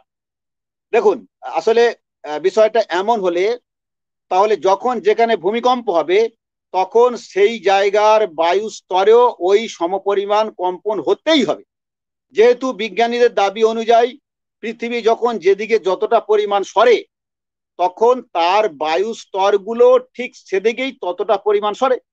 কাজেই ভূমিকম্পে যদি ঘর বাড়ি পড়ে লোকজন মরে তাহলে সেই পরিমাণে বায়ুমণ্ডল কম্পিত হয়ে প্লেন, হেলিকপ্টার, পাখিপক্ষ ভূপৃষ্ঠ পড়বে না কেন? ভূপৃষ্ঠ হবেই তো, পড়া তো স্বাভাবিক, কিন্তু তা হয় না। সুতরাং পৃথিবী ঘোরে না। নম্বর 5, আমরা জানি বস্তুর ওজন পাওয়া যায় মাধ্যাকর্ষণের কারণে। এখন যদি বড় একটা প্লাস্টিকের বস্তায় হাওয়া ভর্তি করে কোনো একটা সূক্ষ্ম ডিজিটাল পাল্লায় সেটা মাপা হয় তাহলে তার কোনো ওজন পাওয়া যাবে না। অতএব মাধ্যাকর্ষণের সাথে বায়ুর কোনো সম্পর্ক নেই। নম্বর 6, এবার আসছি পৃথিবীর বার্ষিক গতি সম্পর্কে। বলা হয় বার্ষিক গতির কারণে ঋতু পরিবর্তন হচ্ছে। না, আসলে তা নয়, বরং ঋতু পরিবর্তন হচ্ছে সূর্যের উত্তরায়ণ ও দক্ষিণায়নের ফলে, এবং পৃথিবীর সঙ্গে সূর্যের দূরত্ব সবসময় এক না থেকে কম বেশি হওয়ার জন্য। এখানে চিত্র নাম্বার 8টা দেখান তো ভাই, 8 নম্বর চিত্রটা এখানে দেখান, 8 নম্বর। বাস্তবিক পৃথিবীর যদি বার্ষিক গতি বলে কিছু থাকতো তাহলে এই মুক্ত বায়ুমণ্ডল পৃথিবী থেকে সম্পূর্ণ বিচ্ছিন্ন হয়ে যেত, আর তখন এখানে একটাও প্রাণী বাঁচত না। 8 নম্বরটা দেখান। 8 নম্বর কোনটা আমি বুঝতে পারছি না, এটা নাকি এটা কত? আরে ভাই ওটা না 8 নম্বর দেয়া আছে, দেখুন নম্বর উপরে লেখা আছে, ওটাও না, ওটা না, এটা নয়। না ওই যে ডিসেম্বর, হ্যাঁ এইটা 8 নম্বর, ওই তো 8 লেখা আছে। হ্যাঁ ঠিক আছে। তো বাস্তবিক পৃথিবীর যদি বার্ষিক গতি বলে কিছু থাকতো তাহলে এই মুক্ত বায়ুমণ্ডল পৃথিবী থেকে সম্পূর্ণ বিচ্ছিন্ন হয়ে যেত, আর তখন এখানে একটাও প্রাণী বাঁচত না, এবং খাল বিল নদী নালা আর এই সাগরের পানিগুলো তখন জলীয় বাষ্প আকারে উপরে উঠতে উঠতে এতদিন সব ফুরিয়ে যেত, কারণ তখন উপরে উঠে যাওয়া জলীয় বাষ্পগুলো চলমান পৃথিবীর বুকে ফিরে আসার কোনো সুযোগই পেত না। এবার আসছি নম্বর 7, এখানে একটা স্ক্রিনশট দিয়েছি, ওটা দেখান। লেখা আছে নেই মাধ্যাকর্ষণ শক্তি। না ভাই ওটা না, নেই মাধ্যাকর্ষণ শক্তি মহাকাশ স্টেশনে, ওটা স্ক্রিনশট দেওয়া আছে দেখুন, ওটা না, হ্যাঁ এইটাই বড় করে দেখাবেন। ওই না ওই যেটা দেখালেন একটু, হ্যাঁ ওইটা বড় করে দেখান একটু। হ্যাঁ, তো আন্তর্জাতিক মহাকাশ স্টেশন পৃথিবী পৃষ্ঠ থেকে মাত্র 400 কিমি দূরে, যেখানে গেলে কারো কোনো ওজন পাওয়া যায় না, তাই বলা যায় ওখানে পৃথিবীর মাধ্যাকর্ষণ শক্তি কোনো কাজ করছে না। কিছু লোকের ধারণা হলো ওই মহাকাশচারী ও মহাকাশ স্টেশনের অভিকর্ষ ত্বরণ একই বলে নাকি অমন দেখায়। হ্যাঁ, কিন্তু যেখানে বাহন ও বাহক এক ও অভিন্ন পতন গতিতে চলেছে, মানে ওই যে অভিকর্ষ ত্বরণ, সেখানে বাহক সেই বাহনে চাপ মেরে ভাসমান হতে পারে না। সুতরাং যারা খাদেম ভাই, আপনারা 4 মিনিট 45 সেকেন্ডের মতো বাকি আছে। হ্যাঁ, আপনি কুরআন হাদিসের রেফারেন্স যদি বলেন তাহলে কুরআন হাদিস থেকে বললে আমরা স্ক্রিনে শো করব। আচ্ছা ভাই, এখন এই টাইমটা একটু করবেন, অফ করবেন। কোরআন হাদিস থেকে বলা বলে শুনুন, আপনাদের আপত্তি হচ্ছে কোরআন নিয়ে, হাদিস নিয়ে। আপনারা বলেন যে কোরআন অবৈজ্ঞানিক। আমার কথা শেষ করতে দেন। না আমার কথা শেষ করতে দেন। আপনারা প্রমাণ করার চেষ্টা করেন যে কোরআন হাদিস অবৈজ্ঞানিক। তো এখন উনি দেখাবেন, ওইটা বলি নাই আমি। শোনেন, আপনি বুঝতে ভুল করছেন। আমি বলতেছি আপনি যদি কোরআন হাদিস থেকে কিছু দেখাইতে চান তাহলে আমাদের জানাইয়েন, তাই বলতেছি। জি হ্যাঁ, দেখাতে চাইলে জানাবো। হ্যাঁ সেটাই। আচ্ছা, আমি এই যে কথাটা এতক্ষণ আপনি থামালেন, এটা 1 মিনিট এক্সট্রা পাবেন আপনি, বলেন। আচ্ছা, সুতরাং যারা বলে মহাকাশ স্টেশনে মাধ্যাকর্ষণ শক্তি কাজ করছে, হ্যাঁ তা ভুল। এবার বলুন, ওই 400 কিমি দূরে যদি পৃথিবীর মাধ্যাকর্ষণ শক্তি নিষ্ক্রিয় হয় তাহলে 10,000 কিমি উপরের এক্সোস্ফিয়ারে এক্সোস্ফিয়ারকে পৃথিবী কিভাবে তার মাধ্যাকর্ষণ শক্তি দিয়ে ঘোরাবে? এটা সম্পূর্ণ অবৈজ্ঞানিক এবং অযৌক্তিক, এটা অসম্ভব। এবার আসছি 8 নম্বর, কালপুরুষ ও পৃথিবী সম্পর্কে এখানে একটা চিত্র দেওয়া আছে, 10 নম্বর চিত্র, 10 নম্বর দেওয়া আছে, দেখান। জি, হ্যাঁ, এটা একটু বড় করে দেখান। না না, ওই যেটা দেখালেন একটু আগে, 10 নম্বর 10 দেওয়া আছে। হ্যাঁ, বিজ্ঞানীরা বলছেন কালপুরুষ আমাদের সৌরজগতের বাইরে, যা পৃথিবীর বিষুব অঞ্চল বরাবর দেখা যায়। আরে এটা না রে ভাই, 10 নম্বর, 10 লেখা আছে, দেখুন না, 10 নম্বর লেখা আছে। আরে এটা না, একটু সময় দিন ভাই, আমার তো সময় লাগবে, আমি তো ছবিগুলি জি জি, করতে। হ্যাঁ, একটু সময় দিন, আমি বের করছি। আচ্ছা। হ্যাঁ, এটা 8, কোথায় আছে এটা? 3, আচ্ছা আমি একটু বের আগে করছি, কিন্তু আপনি আপনি দেখিয়েছেন, সেই 10টা আপনি দেখিয়েছেন, প্রথমেই দেখিয়েছেন, তারপরে আপনি আবার এটা এটা কত এটা না, নম্বর? এটা না, এটা না, তাহলে এটা হলো স্ক্রিনশট। আরে ভাই, আমার একটু টাইম দেন। নম্বর তো দেয়াই আছে। এই যে, হ্যাঁ, এইটা এইটা দেখতে পাচ্ছি। এইটা হ্যাঁ হ্যাঁ, এবার দেখেন, বলেন। আমার এখানে মনে হয় 1 মিনিট বাদ গেল, এটা ধরে দেবেন কিন্তু। হ্যাঁ, যাই হোক, বিজ্ঞানীরা ঠিক বলছে আছে, ঠিক আছে। কালপুরুষ আমাদের সৌরজগতের বাইরে, যা পৃথিবীর বিষুব অঞ্চল বরাবর দেখা যায়। আমরাও এটাকে দেখতে পাই প্রায় 19টা তারার সমষ্টি হিসাবে। রাতের আকাশে দেখা যায়, তবে রোজ একই জায়গায় একই সময় নয়, বরং কখনো সন্ধ্যায়, কখনো মাঝরাতে, কখনো ভোর রাতে, কখনো পূর্ব আকাশে, কখনো পশ্চিম আকাশে, আবার কখনো মধ্য আকাশে, এবং এ পূর্ব থেকে পশ্চিমে গমন করে। কিন্তু মানে পৃথিবীর দক্ষিণ বা উত্তর মেরুতে নয়, বরং বিষুব অঞ্চলে রাতের আকাশে প্রায় 10 মাস দেখা যায়। কি করে? যেহেতু বিজ্ঞানীদের মতে পৃথিবী সূর্যের চারপাশে ঘুরছে, কাজেই 10 মাসে পৃথিবী তার কক্ষপথে 300 ডিগ্রি ঘুরে যাবে। আর কালপুরুষ তো সূর্যকে কেন্দ্র করে ঘোরে না, তবুও কেন এত লম্বা সময় ধরে রাতের আকাশে দেখা যায়? এটা তো সম্পূর্ণ অসম্ভব ও অগাণিতিক। তাই বলা যায় না পৃথিবী ঘোরে, বরং কালপুরুষ থেকে এটাই প্রমাণ হয় যে পৃথিবী স্থির এবং কালপুরুষ পৃথিবীকে কেন্দ্র করছে। আচ্ছা, চিত্র নম্বর 7টা দেখান, 7 নম্বর চিত্র 7। যদি ধরেও নেই পৃথিবী 24 ঘন্টায় নিজ অক্ষে একবার ঘোরে, তাহলে পৃথিবীর নিরিখে সূর্য স্থির হয়ে যায়। আর সূর্য স্থির হলে রাতের আকাশে বুধ ও শুক্রকে পৃথিবী থেকে দেখতে পাওয়া যাবে না। তাই পৃথিবী ঘোরে না, বরং সূর্য পৃথিবীর চারপাশে ঘুরছে বলে রাতের আকাশে বুধ ও শুক্রকে দেখা যায়। পৃথিবী যদি বাস্তবিক সূর্যের চারপাশে ঘুরতো, তাহলে এই পৃথিবী থেকে রাতের আকাশে বুধ ও শুক্রের উজ্জ্বলতাকে দেখা যেত না, কারণ বুধ ও শুক্রের কক্ষপথ হলো সূর্য আর পৃথিবীর মাঝখানে। এই জন্য সবসময় পৃথিবীর রাতের আকাশ বুধ ও শুক্রের বিপরীত দিকে থাকে। তাই বুধ শুক্রকে পৃথিবীর রাতের আকাশে দেখা দিতে হলে অন্তত 90 ডিগ্রি পার করতে হবে, তবেই সূর্য আলোর প্রখরতা আড়াল হবে। আর এই সূর্য আলোর প্রখরতা আড়াল না হলে সেটা হবে দিনের আকাশ। আর দিনের আকাশে খালি চোখে এদের দেখা অসম্ভব। যেখানে সরাসরি সূর্যের প্রখর আলো থাকে, সেখানে কোনো গ্রহের প্রতিফলিত আলোর উজ্জ্বলতা দৃষ্টিগোচর হবে না, যতক্ষণ না সূর্যের আলো সেখান থেকে সম্পূর্ণ সরে গিয়ে অন্ধকার হবে। বুধ শুক্র যদি সর্বোচ্চ 45 ডিগ্রিতেও আসে, তবুও তার প্রতিফলিত আলোর উজ্জ্বলতা বোঝা যাবে না, কমপক্ষে 90 ডিগ্রিতে আসতেই হবে। তারপরেও যারা এটা মানতে নারাজ, তাদের কাছে জানতে চাই যে সন্ধ্যার একটু আগে, ধরুন বিকাল 4টে বা 4:30 সময় পূর্ব আকাশে কোনো গ্রহ বা গ্রহাণুপুঞ্জর প্রতিফলিত আলোর উজ্জ্বলতা খালি চোখে দেখা যায় না কেন? বিকালে পূর্ব আকাশে যদি কোনো গ্রহ নক্ষত্র দেখা না যায়, তাহলে সন্ধ্যা 6টা-7টায় পশ্চিম আকাশে আপনার ধরুন 10-15 থেকে মানে 40-45 ডিগ্রির মধ্যে বুধ ও শুক্রকে দেখা সম্ভব হয় কি করে? আসলে পৃথিবী এ বিশ্বের কেন্দ্র, তাই বুধ ও শুক্র এবং সূর্য সহ বিভিন্ন গ্রহ নক্ষত্র সবই পৃথিবীর চারপাশে ঘুরছে। আচ্ছা, এবারে চিত্র নম্বর 3টা দেখান, 3 নম্বর চিত্রটা ভাই দেখান। আচ্ছা, পয়েন্ট নম্বর 10। সত্যি যদি পৃথিবী চলমান হতো, তাহলে চাঁদ পৃথিবীর কক্ষপথে পূর্ব থেকে পশ্চিমে ঘুরতে পারতো না, বরং তখন পৃথিবীর সাথে চাঁদের সংঘর্ষ হয়ে সবই চূর্ণ বিচ্ছিন্ন হয়ে যেত। আর পৃথিবী এবং চাঁদ একে অন্যকে কোনো মানে আকর্ষণ বিকর্ষণ করে না যে তারা পারস্পরিক দূরত্ব বজায় রেখে চাঁদ পৃথিবীর চারপাশে ঘুরবে, বরং স্থির পৃথিবীর চারপাশেই হলো চাঁদের কক্ষপথ। তাই মনে হয় পৃথিবীর আকর্ষণে চাঁদ তার চারপাশে ঘুরছে। প্রকৃতপক্ষে চাঁদ পৃথিবীর আকর্ষণে ঘুরছে না, বরং চাঁদ তার নিজের কক্ষপথে ঘুরছে। আচ্ছা, চিত্র নাম্বার 11টা দেখান, আমি এটা শেষ করে দেবো। চিত্র নাম্বার 11, আচ্ছা আমার পয়েন্ট নাম্বারও 11।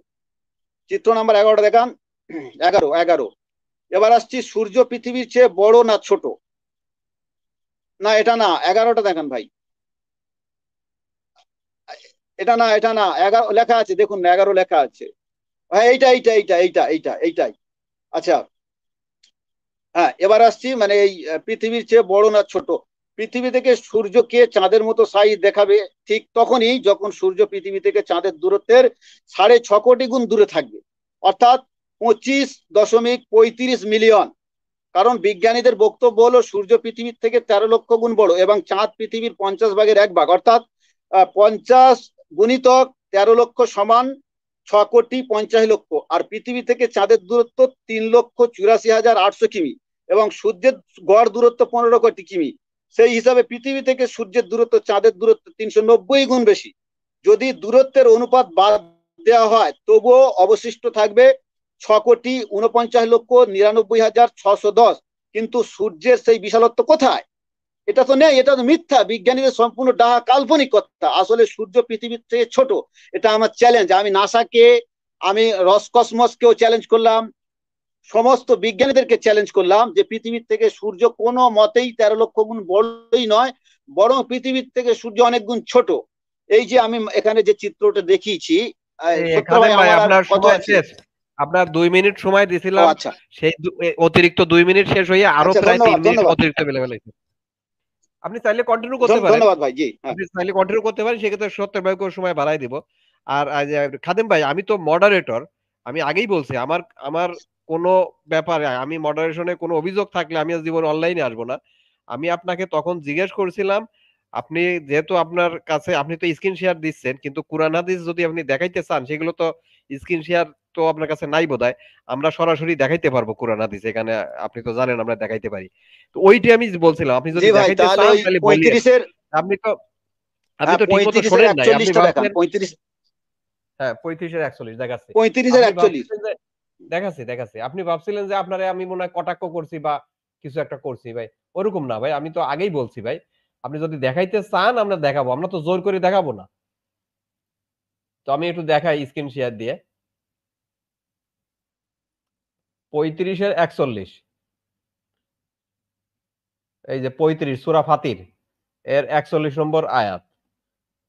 আমি hadithbidi.com থেকে দেখাচ্ছি, hadithbidi.com। এই যে 35 নম্বর সূরা ফাতির আয়াত 41। হ্যাঁ বলেন কাদেম ভাই। এটা কি আল্লাহ? নিশ্চয় আল্লাহ জমিকে যাতে এগুলো স্থানচ্যুত না হয়, আর যদি এগুলো স্থানচ্যুত হয় তাহলে তিনি ছাড়া আর কে আছে যে এগুলোকে ধরে রাখতেন? নিশ্চয়ই তিনি পরম সহনশীল, অতিশয় ক্ষমাপরায়ণ।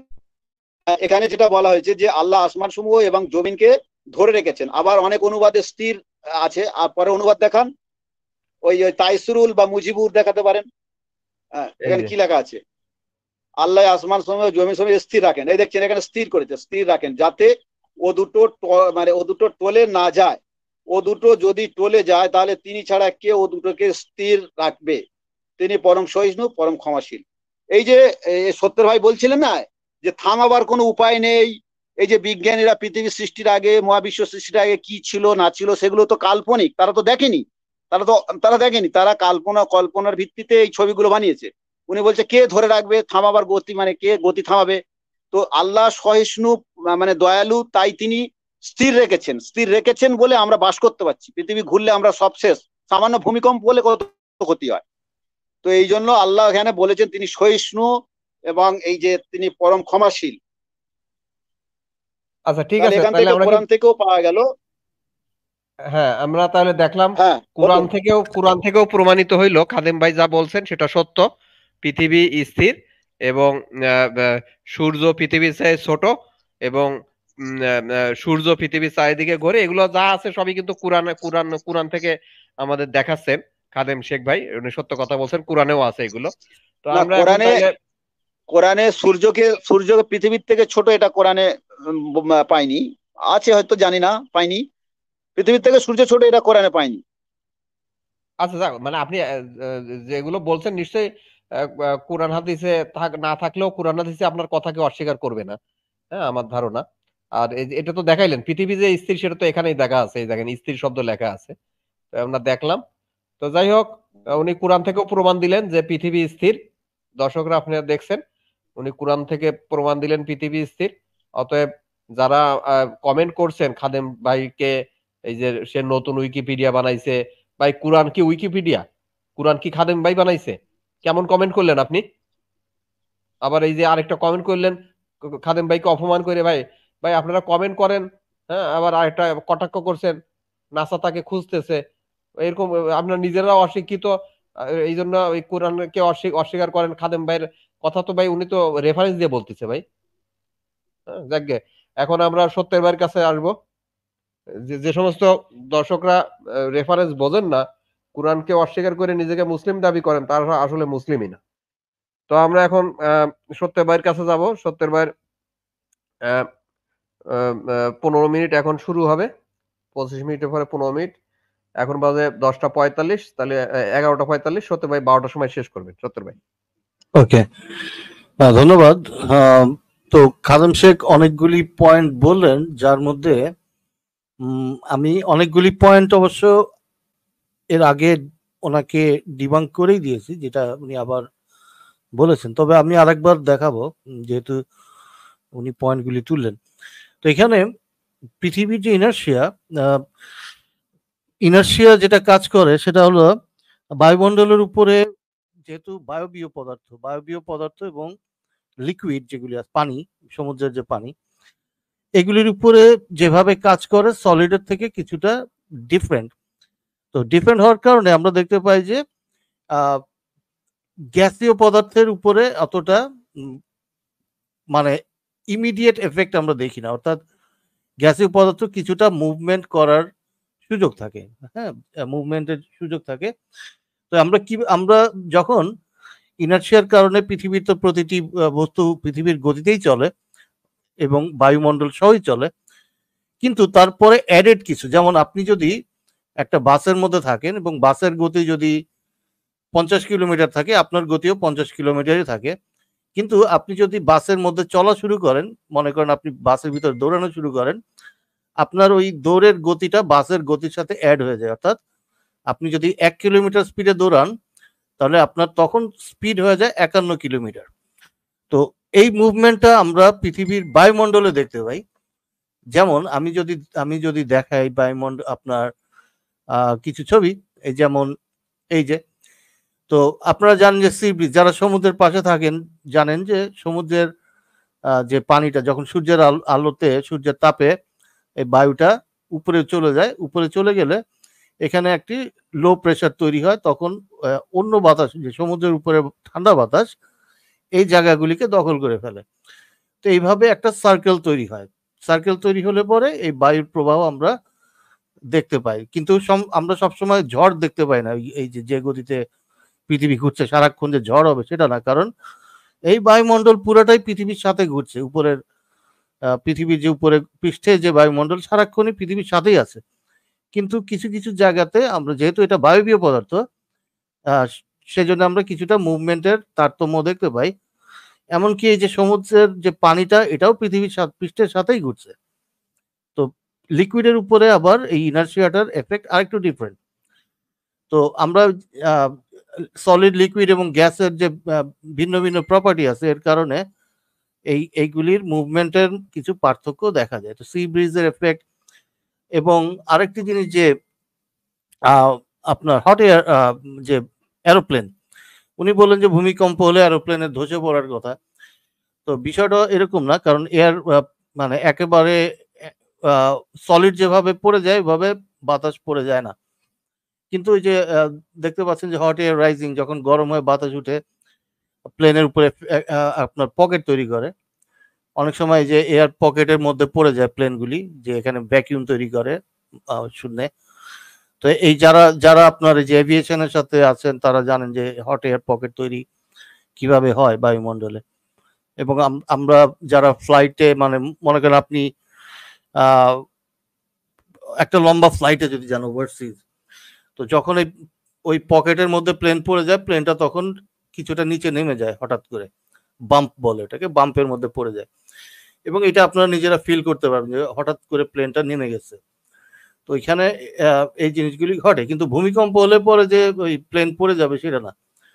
কারণ ওই সলিডের যে একটার উপর একটা থাকলে পরে যে জিনিসটা হয়, আর বাতাস থাকলে পরে ওই সেম জিনিস হয় না। কারণ বাতাসটা কিছুটা ফ্লেক্সিবল, তাই না? লিকুইড সলিডের থেকে আরেকটু ফ্লেক্সিবল, আর সলিড আর লিকুইড থেকে বায়বীয় পদার্থ আরো বেশি ফ্লেক্সিবল। মলিকিউলগুলি ফ্রিলি নড়াচড়া করতে পারে, আরো স্বাধীনভাবে যেহেতু নড়াচড়া করতে পারে, সুতরাং ইমিডিয়েটলি কোনো এফেক্ট হয় না। এরপরে আমি যে পৃথিবীর ঘূর্ণনটা জাইরোস্কোপ দিয়ে খুব সুন্দরভাবে আমি দেখিয়েছিলাম, যে জাইরোস্কোপ দিয়ে পৃথিবীর যে কোনো জায়গা থেকে আপনি বুঝতে পারবেন অ্যাঙ্গুলার মোমেন্টাম। তো ওই যে টেলিস্কোপ, বা আপনি যদি টেলিস্কোপ আসলে পৃথিবীর সাথে সাথে ঘুরলেও পৃথিবীর সমান গতিতে না, কিছুটা তারতম্য থাকে, যার কারণে আমরা ঘূর্ণনটা বুঝতে পারি।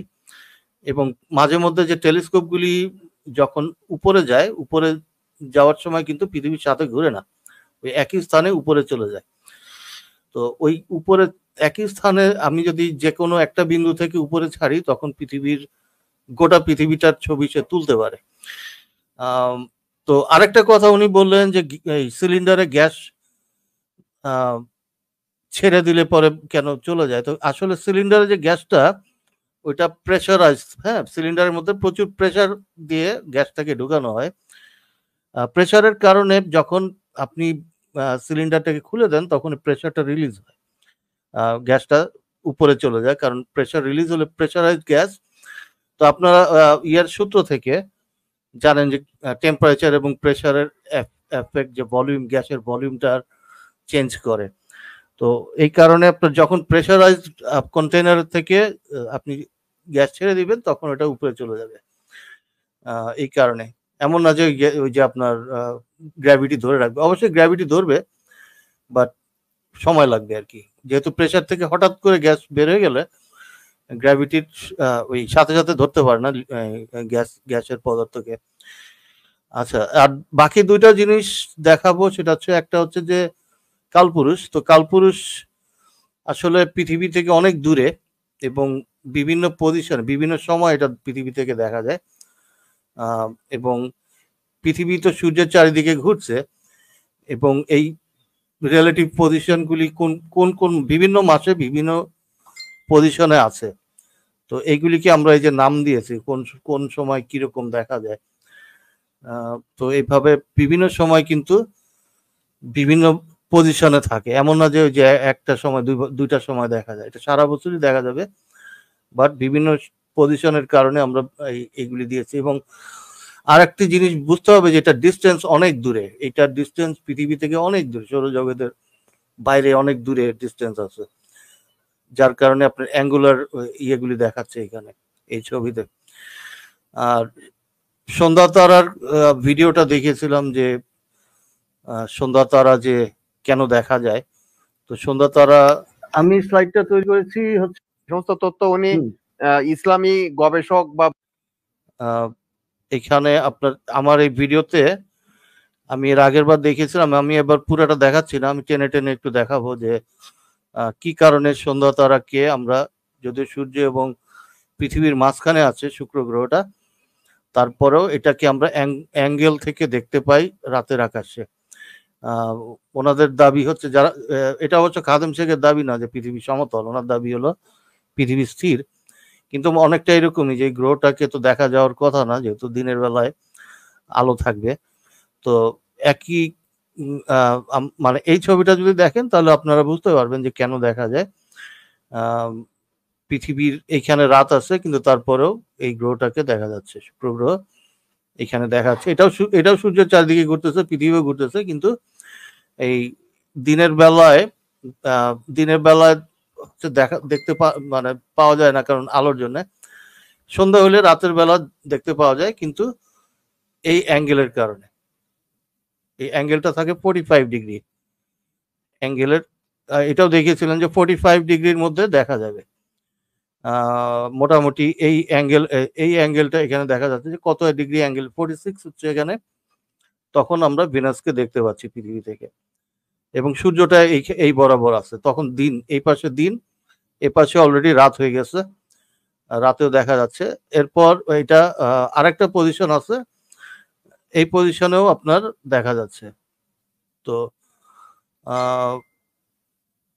এইখানে মোটামুটি এই রাতের সন্ধ্যাবেলায় জাস্ট সন্ধ্যা হয়েছে, এখানে দেখছেন যে এদিকে সূর্য আছে, এই সাইডে থাকবে সূর্য, এখানে দিন, এখানে জাস্ট সন্ধ্যা হয়েছে, কিন্তু ভিনাস এখানে অ্যাঙ্গেলে আছে। আরেকটু যখন রাত হবে তখনও কিছুক্ষণ দেখা যায়, এটা কিন্তু ডুবে যায়, এই যে ডুবে যাওয়া পর্যন্ত কিছুক্ষণ দেখা যাবে, তারপর ডুবে যাবে। তো এই কারণে পৃথিবী গোল হলেও এটা দেখা সম্ভব, এটা পৃথিবী স্থির হতে হবে না। আচ্ছা, এরপর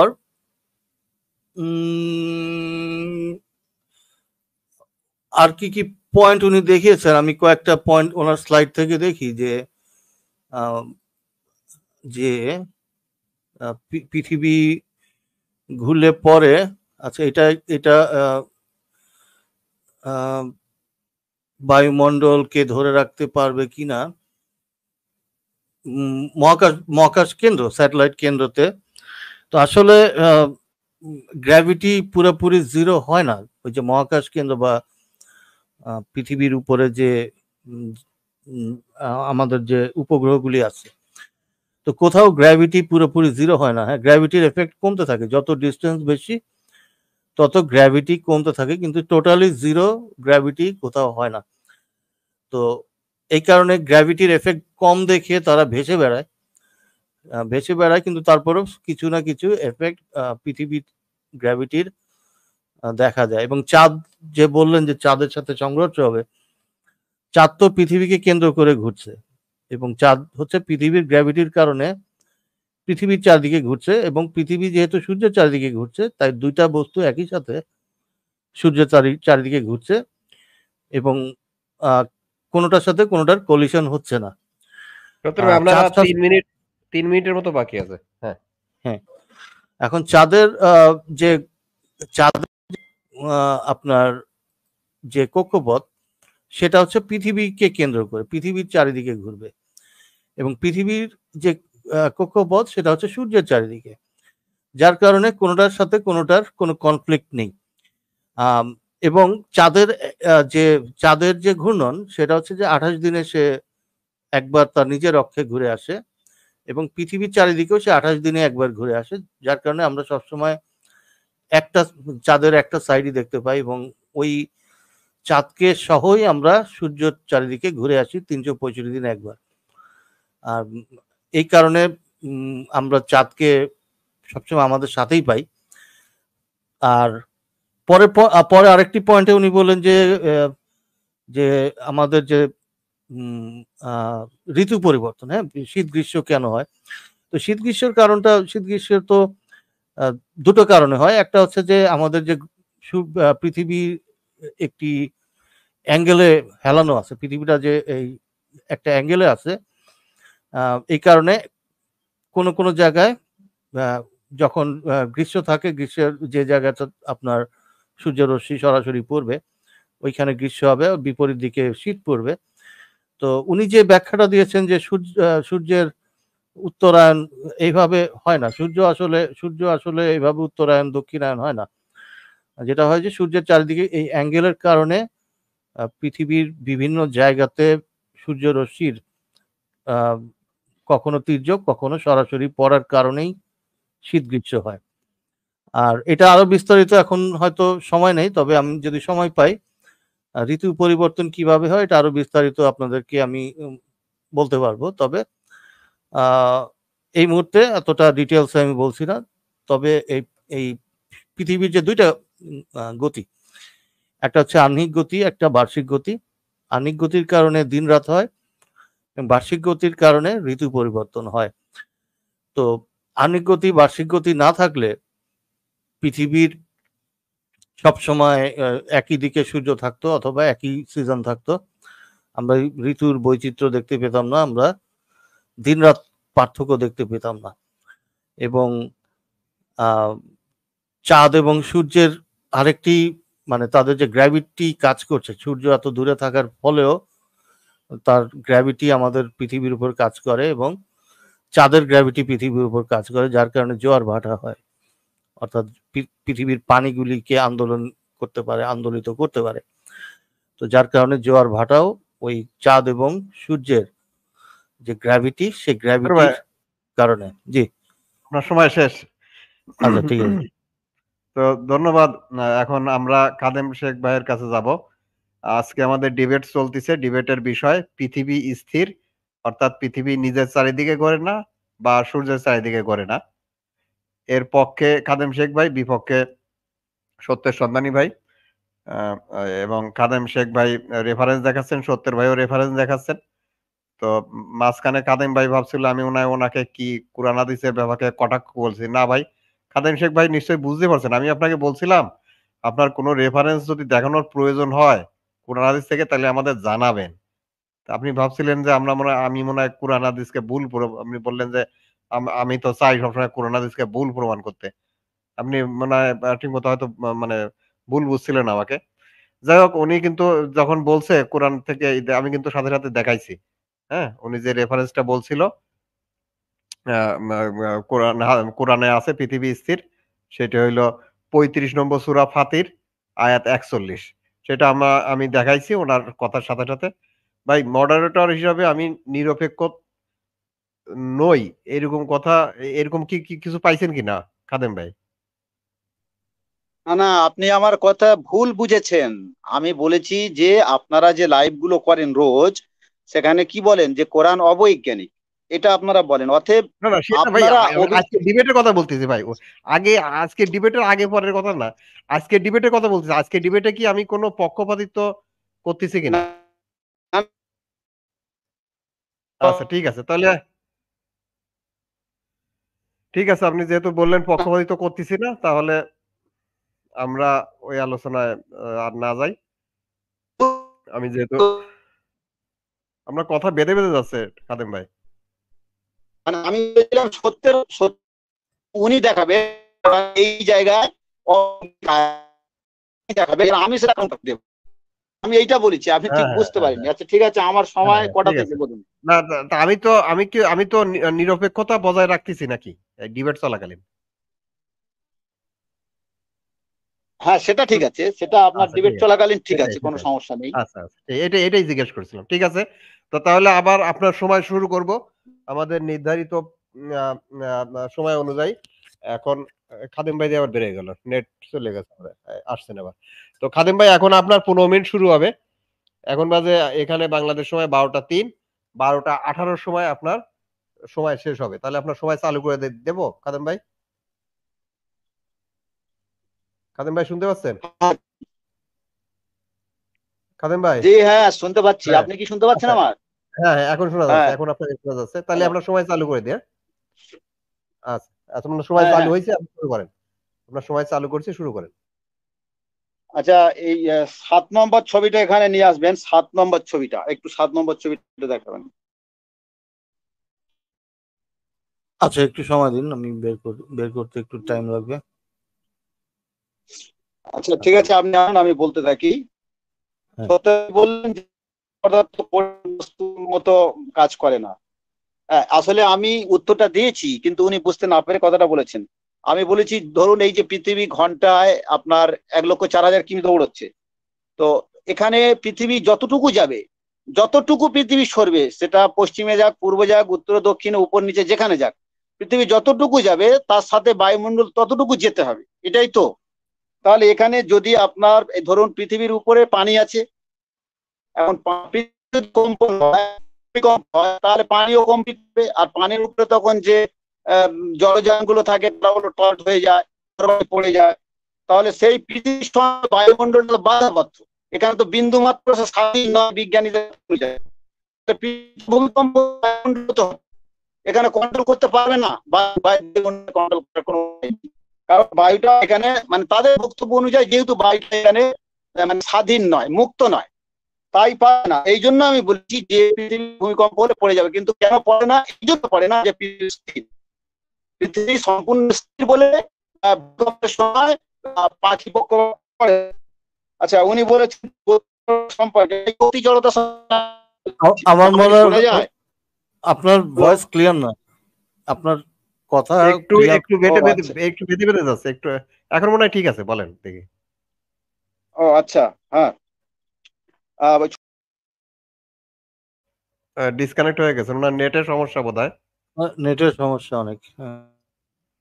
ট্রেন থেকে, তাহলে সেই ট্রেনের যে গতি, হ্যাঁ, সেই কালিম ভাই গতিটা শুনতে আমার পাচ্ছেন? মধ্যেও হ্যাঁ জি হ্যাঁ, জি, বলেন বলেন এটা না, বলেন, ঠিক আছে।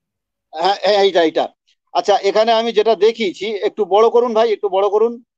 হুম, এই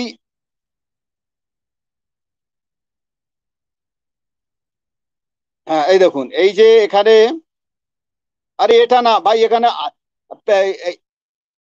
আরেকটা আছে দেখুন, মানে 7+ দেয়া আছে একটা, দেখুন 7+, না না এটা না, 7+ দেয়া আছে। একটু একটু আচ্ছা, ওয়েট আমি করে, যে আমার বের করতে হবে। আচ্ছা, হ্যাঁ। আমার এই সময়টা কিন্তু ধরে দেবেন ভাই। হ্যাঁ, আমি এখন আপনি দেখাচ্ছে দেরি হচ্ছে এই জন্য। হ্যাঁ, 7+ কোনটা? এইটা আচ্ছা, এইটা এইটা দাঁড়ান। যেটা দেখালেন একটু আগে, যেটা এর আগেরটা এটা? এইটাই, হ্যাঁ, এইটা। এই আচ্ছা। দেখুন, হ্যাঁ। এই যে বিষয়টা, এই শুক্র 45 ডিগ্রিতে আছে, তা 45 ডিগ্রিতে আছে, এখানে যে এই সবুজ কালিতে আমি বিকাল 4:30 লিখেছি, এই যে বিকাল 4:30 বাম দিকে, এখানেও কিন্তু সূর্যের আলো আসছে, এখানেও সরাসরি সূর্যের আলো চলে আসছে। তাহলে আমি এই পৃথিবী থেকে কিভাবে ওই শুক্রটাকে দেখবো, বা বুধকে কি করে দেখবো? বুধের বা শুক্রের যে যে দিকটা আলো হচ্ছে, সেই দিকটা তো সূর্যের দিকে আছে। এই যে শুক্রের যে অংশটা সাদা, যে অংশটা কালো না সাদা, ওইটা তো উপর দিকে আছে। তাহলে আমি এই পৃথিবীর কালো দিক থেকে, পৃথিবীর যে কালো অংশ, এখান থেকে আমি ওটা দেখবো কি করে? আর তাছাড়া এই যে সবুজ কালি দিয়ে আমি বিকাল 4:30 লিখেছি, এই জায়গাটা তো সূর্যের আলোয় আলোকিত হয়ে আছে। তাহলে ওখান থেকে তো দেখা সম্ভব না। যদি ওখান থেকে দেখা আপনি বলেন সম্ভব, তাহলে এই যে এখানে এই যে সন্ধ্যা 6টার ফাঁকে এই যে লাল রঙের যেটা মঙ্গল, এবং এখানে এই যে গ্রহাণুপুঞ্জ এবং এই যে বৃহস্পতি, তাহলে এটাও তো দেখা যাবে ভাই। মানে বিকাল 4:30, বিকাল 4:30, তাহলে এইগুলো মানে পূর্ব দিকে আর কি, পশ্চিম দিকে না। বিকাল 4:30, তাহলে তো আমি পূর্ব দিকে এগুলো দেখতে পাবো।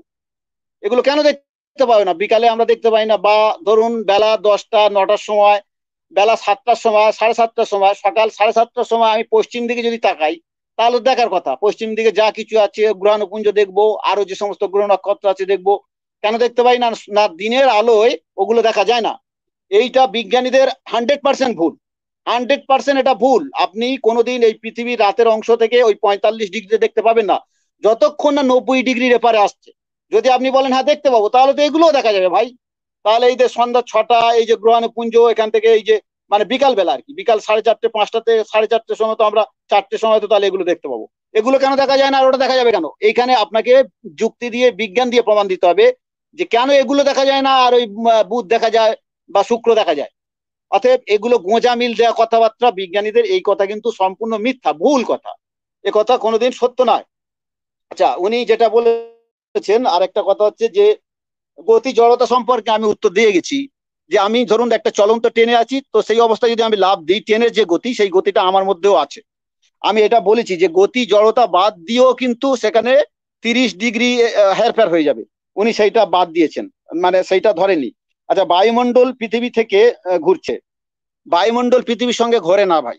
বায়ুমণ্ডল যদি পৃথিবীর সঙ্গে ঘুরতো, এই যে কথাটা আপনি বললেন যে বায়ুমণ্ডলও ঘুরছে, বায়ুমণ্ডলও ঘুরলে তাহলে আমি ওই যে ভূমিকম্পের কথাটা বলেছি, এই বিষয়টা আছে। তারপরে গ্যাস, বায়ু তো গ্যাস, বায়ুকে কি বলা হয়? বায়ু হচ্ছে বিভিন্ন গ্যাসীয় মানে স্তর, বিভিন্ন রকমের গ্যাস আছে। আর গ্যাসকে তো মাত্রা এখন ধরতে পারে না। আপনার এই ধোঁয়া উঠে যায় কেন? ধোঁয়া তো গ্যাস, ধোঁয়া তো কার্বন ডাই অক্সাইড।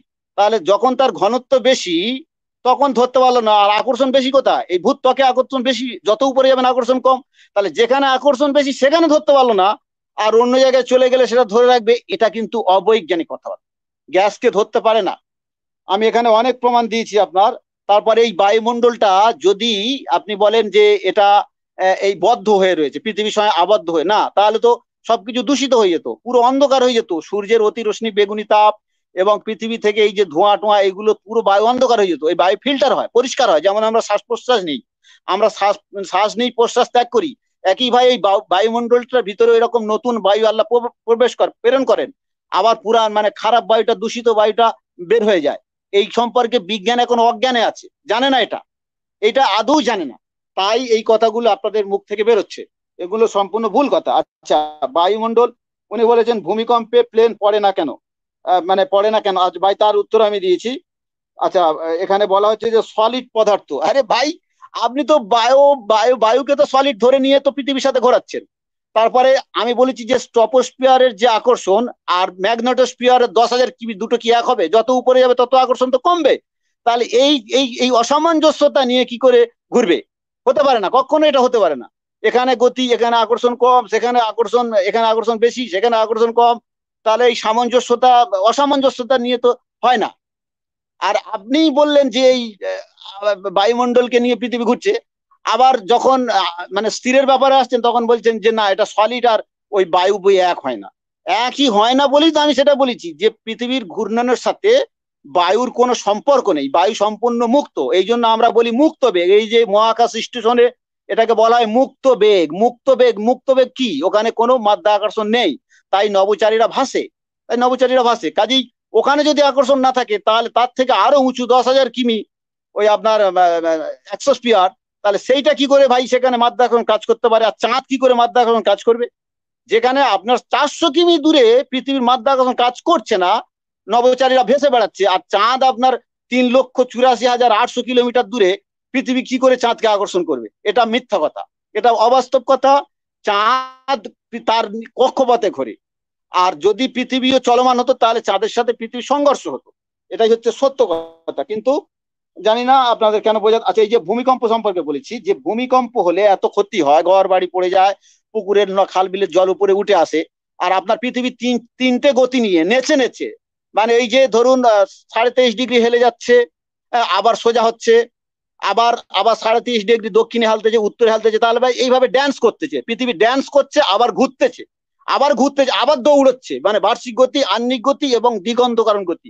তাহলে তবুও কিচ্ছু হচ্ছে না, এক ফোঁটা পুকুরের পানি ডাঙায় উঠে আসছে না। আর সামান্য ভূমিকম্প হলে এত ক্ষতি হয়, এগুলো হচ্ছে চরম অন্ধবিশ্বাসের পরিচয় বহন করে। চরম অন্ধবিশ্বাস। একটা গ্যালিলিও কোপার্নিকাস যেমন অন্ধ ছিল, তাদের কথাগুলো সম্পূর্ণ অবৈজ্ঞানিক। আজকের বিজ্ঞানীরাও মানে অন্ধের মতো, বিজ্ঞানের এই মানে চেলারা, তারা অন্ধের মতো এগুলো অনুসরণ করছে। আচ্ছা, গ্যাস প্রেসার দেওয়া হয়, ভাই গ্যাস প্রেসার দিলে তখন তো সে তরল হয়ে যাচ্ছে। আমি যে এই যে ধরুন এখানে আমার অক্সিজেন আছে, আমি যখন মাটিয়ে যখন শুয়ে আছি, ধরুন আমি মাটিয়ে শুয়ে আছি, তাহলে আমি তো শ্বাস প্রশ্বাস নিচ্ছি, আমার তো অক্সিজেন সেখানে আসছে। তাহলে এই অক্সিজেন গ্যাস সিলিন্ডার খুলে দিলে উঠে যাবে কেন ভাই?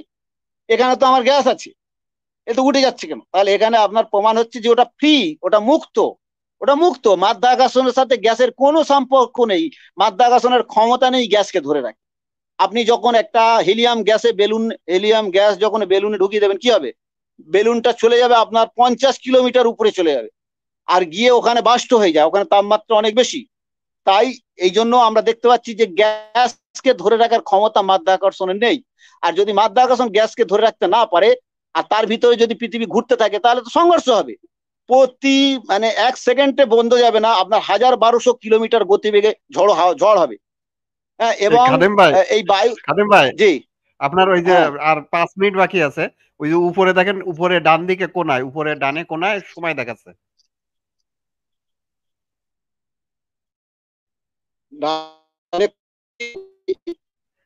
ওই স্ক্রিনে উপরে দেখেন, ওই সময় দেখাচ্ছে 4 minute 29 second, 26 second, 24 second, 23 second, দেখছেন? আচ্ছা হ্যাঁ, বলেন।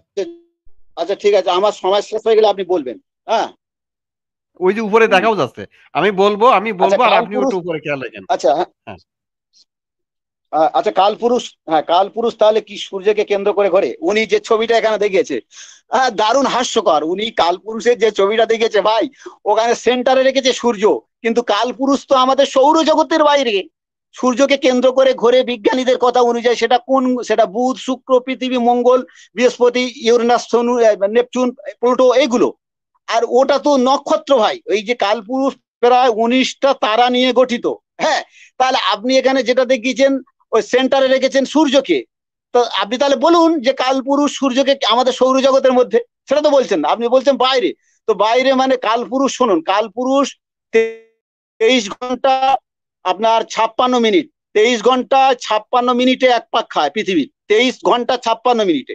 এই জন্য সূর্যের সাথে ওর দূরত্ব কমে বাড়ে। যখন সূর্যের সামনে আসে তখন আপনি ওই ভোরের আকাশে দেখতে পাবেন। আজকে দেখতে পাবেন, আজকে দেখুন, আজকে ভোর 3টের সময় উঠবেন অথবা 4টে, উঠে দেখবেন মাথার উপরে আপনি সোজাসুজি পূর্ব দিকে তাকাবেন, দেখতে পাবেন। এই কালপুরুষ এখন থাকবে আপনার বাংলা ধরুন মাঘ মাসের 20, 22, 23 তারিখ পর্যন্ত থাকবে। তার মানে এই কালপুরুষও পৃথিবীকে প্রদক্ষিণ করছে, এখানে আপনারা সেটা অস্বীকার করছেন। আচ্ছা, এই যে শুক্র দেখা যায় 45 ডিগ্রিতে, আমি এখানে দেখালাম যে এটা এটা হতে পারে না। আচ্ছা, কোথাও গ্র্যাভিটি, উনি বলেছেন যে কোথাও জিরো গ্র্যাভিটি হয় না। ভাই জিরো গ্র্যাভিটি হয় না, তাহলে আপনার ওই মহাকাশচারীরা ভেসে বেড়াচ্ছে কিভাবে? আচ্ছা, চাঁদের কক্ষপথ, ভাই চাঁদের কক্ষপথও, হ্যাঁ চাঁদের কক্ষপথ আছে ঠিকই, কিন্তু চাঁদ পৃথিবীর কারণে ঘোরে না। এটা হচ্ছে তার কক্ষপথে সে ঘুরছে। পৃথিবীর কারণে যদি ঘুরতো তাহলে আপনি বলুন এই এই মহাকাশ স্টেশন 400 কিমি দূরে, সেখানে কোনো আকর্ষণ নেই। আর 3,85,000 কিলোমিটার দূরে পৃথিবী চাঁদকে ধরে রাখবে কি করে? না, চাঁদ এখানে মুক্ত, সে তার কক্ষপথে ঘুরছে, তার কক্ষপথে ঘুরছে। যদি চাঁদও ঘোরে পৃথিবীও ঘোরে, তাহলে এখানে এমন কোনো শক্তি নেই যে দুটোর মাঝখানে ব্যবধানটা বজায় রাখবে, তাহলে সংঘর্ষ হবে, সংঘর্ষ হবে। তো এই যে শীত গ্রীষ্ম কেন হয়, আমি দেখুন, শীত গ্রীষ্ম এই জন্য হয় যে সূর্যটা যখন, সূর্যের আলোটা পৃথিবীর উপর যখন কম অংশে পড়ে, তখন দিনের ভাগটা ছোট হয়, আর দিনের ভাগ ছোট হওয়ার কারণে তাপমাত্রাটা কম হয়, ফলে শীত। আর যখন সূর্যের আলোটা পৃথিবীর উপরে বেশি জায়গা জুড়ে পড়ে, তখন দিনটা বড় হয়, আর বেশিক্ষণ থাকার কারণে তাপমাত্রাটা বেশি হয়। তো এই যে ব্যাপারটা, সূর্য পূর্ব দিক থেকে পশ্চিম দিকে ঘুরছে পৃথিবীকে কেন্দ্র করে, তাই দিন এবং রাত হচ্ছে। আর ঋতু পরিবর্তন হচ্ছে সূর্যের উত্তরায়ণ দক্ষিণায়ন। সূর্য আপনারা লক্ষ্য করবেন শীতকালে এই ডিসেম্বর মাসে 1 তারিখে সব থেকে দিন ছোট হয়, কেন না সূর্য 23.5 ডিগ্রি ওই দক্ষিণ দিকে চলে যায়। এইটা যেতে আপনার 91 দিন, 91 দিন, 91 দিনের একটু বেশি লাগে। মানে 91 দিন ধরুন 6 ঘন্টা লাগে। আবার ব্যাক করতে মানে আবার ওই আপনার বিষুব রেখা থেকে দক্ষিণে যেতে 51 দিন 6 ঘন্টা লাগে। আবার ব্যাক করে আসতে 51 দিন 6 ঘন্টা লাগে, 91 দিন। আবার এখান থেকে উত্তর মেরুতে যেতে 91 দিন 6 ঘন্টা, আবার ফের মেরুতে ফিরে আসতে, মানে আপনার ওই বিষুব রেখায় ফিরে আসতে ওইটা লাগে। তার মানে 365 দিন এইভাবে লাগে। আর এই কারণে ঋতু পরিবর্তন হয় এবং বেলা ছোট বড় হয়, পৃথিবীর কারণে নয়, পৃথিবী ঘূর্ণনের কারণ নয়। পৃথিবী ঘোরেই না, পৃথিবী ঘুরলে যে ক্ষতিগুলো হয় আমি যে এখানে দেখিয়েছি, এই যে কালপুরুষের ব্যাপার দেখিয়েছি, আপনি তো এখানে উত্তরে দিতে পারেননি ভাই। আপনি যেটা দেখিয়েছেন ওটা তো সূর্যকে কেন্দ্র করে ঘোরার গল্পটা, কিন্তু কালপুরুষ তো আমাদের এই সূর্যকে কেন্দ্র করে ঘোরে না। তো এইভাবে ভুলভাল ব্যাখ্যা দিয়ে এই ঋতুর পরিবর্তন হয় কেন, এগুলো আমি সুন্দরভাবে বলেছি। তারপরেও যদি আপনি বুঝতে অসুবিধা হয় তো আর কিছু বলার নেই এখানে। আশা করি দর্শক যারা রয়েছেন যদি নিরপেক্ষ তারা হয়ে থাকেন তো তারা এগুলো বুঝতে পারবেন। আর আমি আমার মুসলিম ভাইদের উদ্দেশ্যে বলছি যে আপনারা আপনাদের মেরুদণ্ড সোজা করে দাঁড়ান। এই একটা মিথ্যা, এই একটা অপবিজ্ঞানকে হাতিয়ার করে আপনারা কোরআনে অপব্যাখ্যা করবেন না প্লিজ। আমি সমস্ত মুসলিমকে, সারা ওয়ার্ল্ডের মুসলিমকে অনুরোধ করছি যে 35 নম্বর সূরা ফাতির 41 নম্বর আয়াত দেখুন, সূরা রুমের 30 নম্বর সূরার 25 নম্বর আয়াত দেখুন, পৃথিবীকে স্থির বলা হয়েছে। একটু দেখি একটু আপনি বলেন, একটু দ্রুত বললেন তো আমি শুনতে পাইনি ঠিক মতো। 35-এর 41 তো আমরা দেখাইছি, 35-এর 41 দেখাইছি। আর কি বললেন, আর কোনটা বললেন? যে আর ওই আপনার 30-এর 25। তো হ্যাঁ, আমার মুসলিম ভাইরা তারা এই তারা আসলে তারা আজকের মেরুদণ্ডহীন হয়ে গেছে, পরগাছা হয়ে গেছে, এই অপবিজ্ঞানের উপরে তারা নির্ভরশীল হয়ে পড়েছে।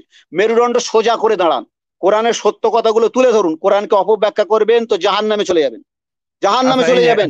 আপনারা তো খাদেম ভাই যে 30 নম্বর সূরা আর রুম, আয়াত নম্বর 25, এই যে 30 নম্বর সূরা আর রুম আয়াত 25, এটা আপনি একটু পড়ে ব্যাখ্যা করে দেন। আর তার বলির মধ্যে রয়েছে তার নির্দেশে আকাশ ও জমিন আর তার নিদর্শনগুলির মধ্যে রয়েছে তাই নির্দেশে জমিন স্থিতিশীল থাকে। এই স্থিতিশীল মানে কি ভাই? স্থির স্থির এই ভাই লজিক্যাল ভাই জি স্থির হ্যাঁ জি। স্থির। তাহলে এখানে জি ভাই দুটো আয়াতে পেলাম, 35-এর 41-এ পেলাম এবং 30-এর 25-এ পেলাম। কিন্তু দুঃখের বিষয় হচ্ছে কি আমার এই মুসলিম ভাইরা না বোঝে ঠিক মতো কোরআন আর না বোঝে প্রকৃত বিজ্ঞান। এই অপবিজ্ঞানকে তারা মনে করেছে যে এটা বিজ্ঞান। খাদিম ভাই একটু আগে ওই যে এটা আনিসুর আছে না, আনিসুর কমেন্ট করে আপনাকে গালিগালাজ করছে, আপনি নাকি এই কোরআন থেকে এই যে পৃথিবী স্থির ভুল বলতেছেন নাকি আপনি, আপনাকে গালিগালাজ করছে আনিসুর। আরে এই আনিসুরের যদি আনিসুরের মধ্যে যদি যুক্তি বুদ্ধি থাকে, পাণ্ডিত্য থাকে, তাহলে সে আমার সাথে ডিবেটে আসুক না, আসুক। এই যে তাফসিরে তাবারি, এই যে তাফসিরে তাবারি, তাফসিরে ইবনে কাসির, তাফসিরে জালালাইন, এই পর্যন্ত গ্যালিলিওর আজ পর্যন্ত গ্যালিলিওর আগে যত তাফসির, সব তাফসিরে বা হাদিসে আপনি দেখবেন পৃথিবীকে স্থির বলা হয়েছে। তো এই যে গ্যালিলিও, কোপার্নিকাস, এরা হচ্ছে মহামূর্খ। এই মহামূর্খদের পাল্লায় পড়ে এই আলেমরা, মুসলিমরা, এরাও মূর্খতার পথ অবলম্বন করেছে। এরাও চরম বেয়াদব এবং মূর্খমি করছে এরা। পৃথিবী স্থির আমি এখানে বৈজ্ঞানিক প্রমাণ দিয়েছি, বৈজ্ঞানিক প্রমাণ দিয়েছি, ভূগোল থেকে প্রমাণ দিয়েছি এবং সেখানে বাস্তবতা তুলে ধরেছি। বৈজ্ঞানিক প্রমাণ দিচ্ছেন এবং কুরআন হাদিস থেকেও প্রমাণ দিচ্ছেন, আপনি সব দিক থেকে দিচ্ছেন। আর সত্যের ভাই কুরআন হাদিস থেকে দেখাইতে পারে নাই, শুধু বৈজ্ঞানিক প্রমাণ দিছে। আচ্ছা যাই হোক, তো এই যে আনিসুর আপনাকে অপমান করছে, আমি তার জবাব দিয়ে দিছি। আমি বলছি আপনি তো খাদেম শেখের সাথে ডিবেট করতে ভয় পান কেন? আপনি এতই বোঝেন, তাইলে খাদেম শেখ ভাইয়ের সাথে ডিবেট করেন, সেটা সাহস করেন না কেন? আমি আনিসুরকে বলে দিছি। আচ্ছা যাই হোক, আমরা কোরআন থেকে দেখলাম যে কোরআন থেকে দেখা যাচ্ছে পৃথিবী স্থির, এটা কোরআনেই আছে পৃথিবী স্থির। খাদেম শেখ ভাই কোরআনের অনেক আয়াত দেখাচ্ছেন, অনেক আয়াতে, কোরআনের অনেক আয়াতে পৃথিবী স্থির এটা স্পষ্ট লেখা আছে। তো যাই হোক, এখন আমরা 10 মিনিট ইসে চলে যাব, 10 মিনিট করে যে পর্বটা শুরু হবে। এখন আমরা সত্যের বার কাছে চলে যাচ্ছি। সত্যের ভাই আপনার সময় কি শুরু করব? 10 মিনিট ঠিক আছে, আমি অবশ্য 10 মিনিট নিব না। হ্যাঁ আচ্ছা, আপনার জন্য আছে, আপনি কম নেন বা পুরোটা নেন, আমি তাহলে সময় শুরু করে দিলাম। হ্যাঁ হ্যাঁ, তো উনি আবারও একই কথা বললেন যে শুক্র গ্রহ কিভাবে দেখা যায়, এটা তো ব্যাখ্যা করেছি। এবং একটা জিনিস যে ব্রাইটনেস, লুমিনাসিটি, আপনি মানে আকাশের দিকে তাকালেই সবকিছু দেখতে পাবেন না। এটা আপনার যেহেতু ঠিক সন্ধ্যা হওয়ার পরে সবগুলির ব্রাইটনেস সেম না, সব উপগ্রহ যেগুলি, তো যেটা আপনার শুক্র গ্রহটা ওইটার আলোটা দেখা যায়, যেহেতু ওইটা সবচেয়ে ব্রাইট থাকে তখন, এই কারণে। আর আর যে জিনিসগুলি যে গ্যাস কেন উপরে উঠে যায়, তো আমরা তো জানি যে হালকা জিনিস উপরে উঠে যায় বায়ুমণ্ডলে, তো ধোয়া টোয়া এগুলি যখন হালকা থাকে উঠে যায় উপরে, এবং ভারী জিনিস নিচে থাকে, তো ভারী গ্যাসগুলি নিচে থাকবে এবং গ্র্যাভিটি তো কাজ করছে। কিন্তু ওগুলি যেহেতু আপনার গ্যাসীয় পদার্থের উপরে যে সলিডের উপরে যেভাবে কাজ করে ঠিক একইভাবে কাজ করবে না। আমরা কিছুটা ওইখানে দেখবো যে ওরা আরো কিছুটা ফ্রিলি চলাচল করতে পারে। আর সিলিন্ডারের মধ্যে যেটা, ওটা তো প্রেসারাইজ গ্যাস, হ্যাঁ, প্রেসারাইজ দেখে ওটা আপনার বের হয়ে আসতেছে।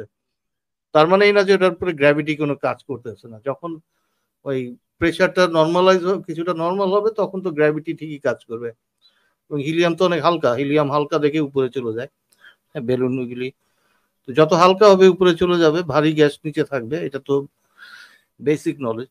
তবে আমার ওনার কাছে প্রশ্ন, উনি যে থিওরিগুলি দিচ্ছেন, উনি ব্যাখ্যাগুলি দিলেন যে শীত গ্রীষ্ম কিভাবে হয়, এটার কোনো এক্সপেরিমেন্ট কি করেছেন? যে সূর্য চলে যাচ্ছে এত, ওইখানে চলে যাচ্ছে, এখানে চলে যাচ্ছে, তার কোনো এক্সপেরিমেন্ট করার কোনো পেপার বা কোনো বিজ্ঞান মহলে কি জমা দিয়েছেন ওনার এইগুলি? আর ওই যে আরেকটা জিনিস বলছেন যে মহাকাশে আপনার ওই যে নভোচারীরা ভেসে বেড়াচ্ছে কিন্তু চাঁদের উপরে, তো ওনাদের ম্যাস, মানে নভোচারীর ওজন, ওনাদের ম্যাস, ওনার সাইজ আর চাঁদের ওজন, চাঁদের সাইজ, এগুলি এগুলি তো ডিফারেন্ট, তাই না? ফ্রি ফলের মধ্যে থাকে,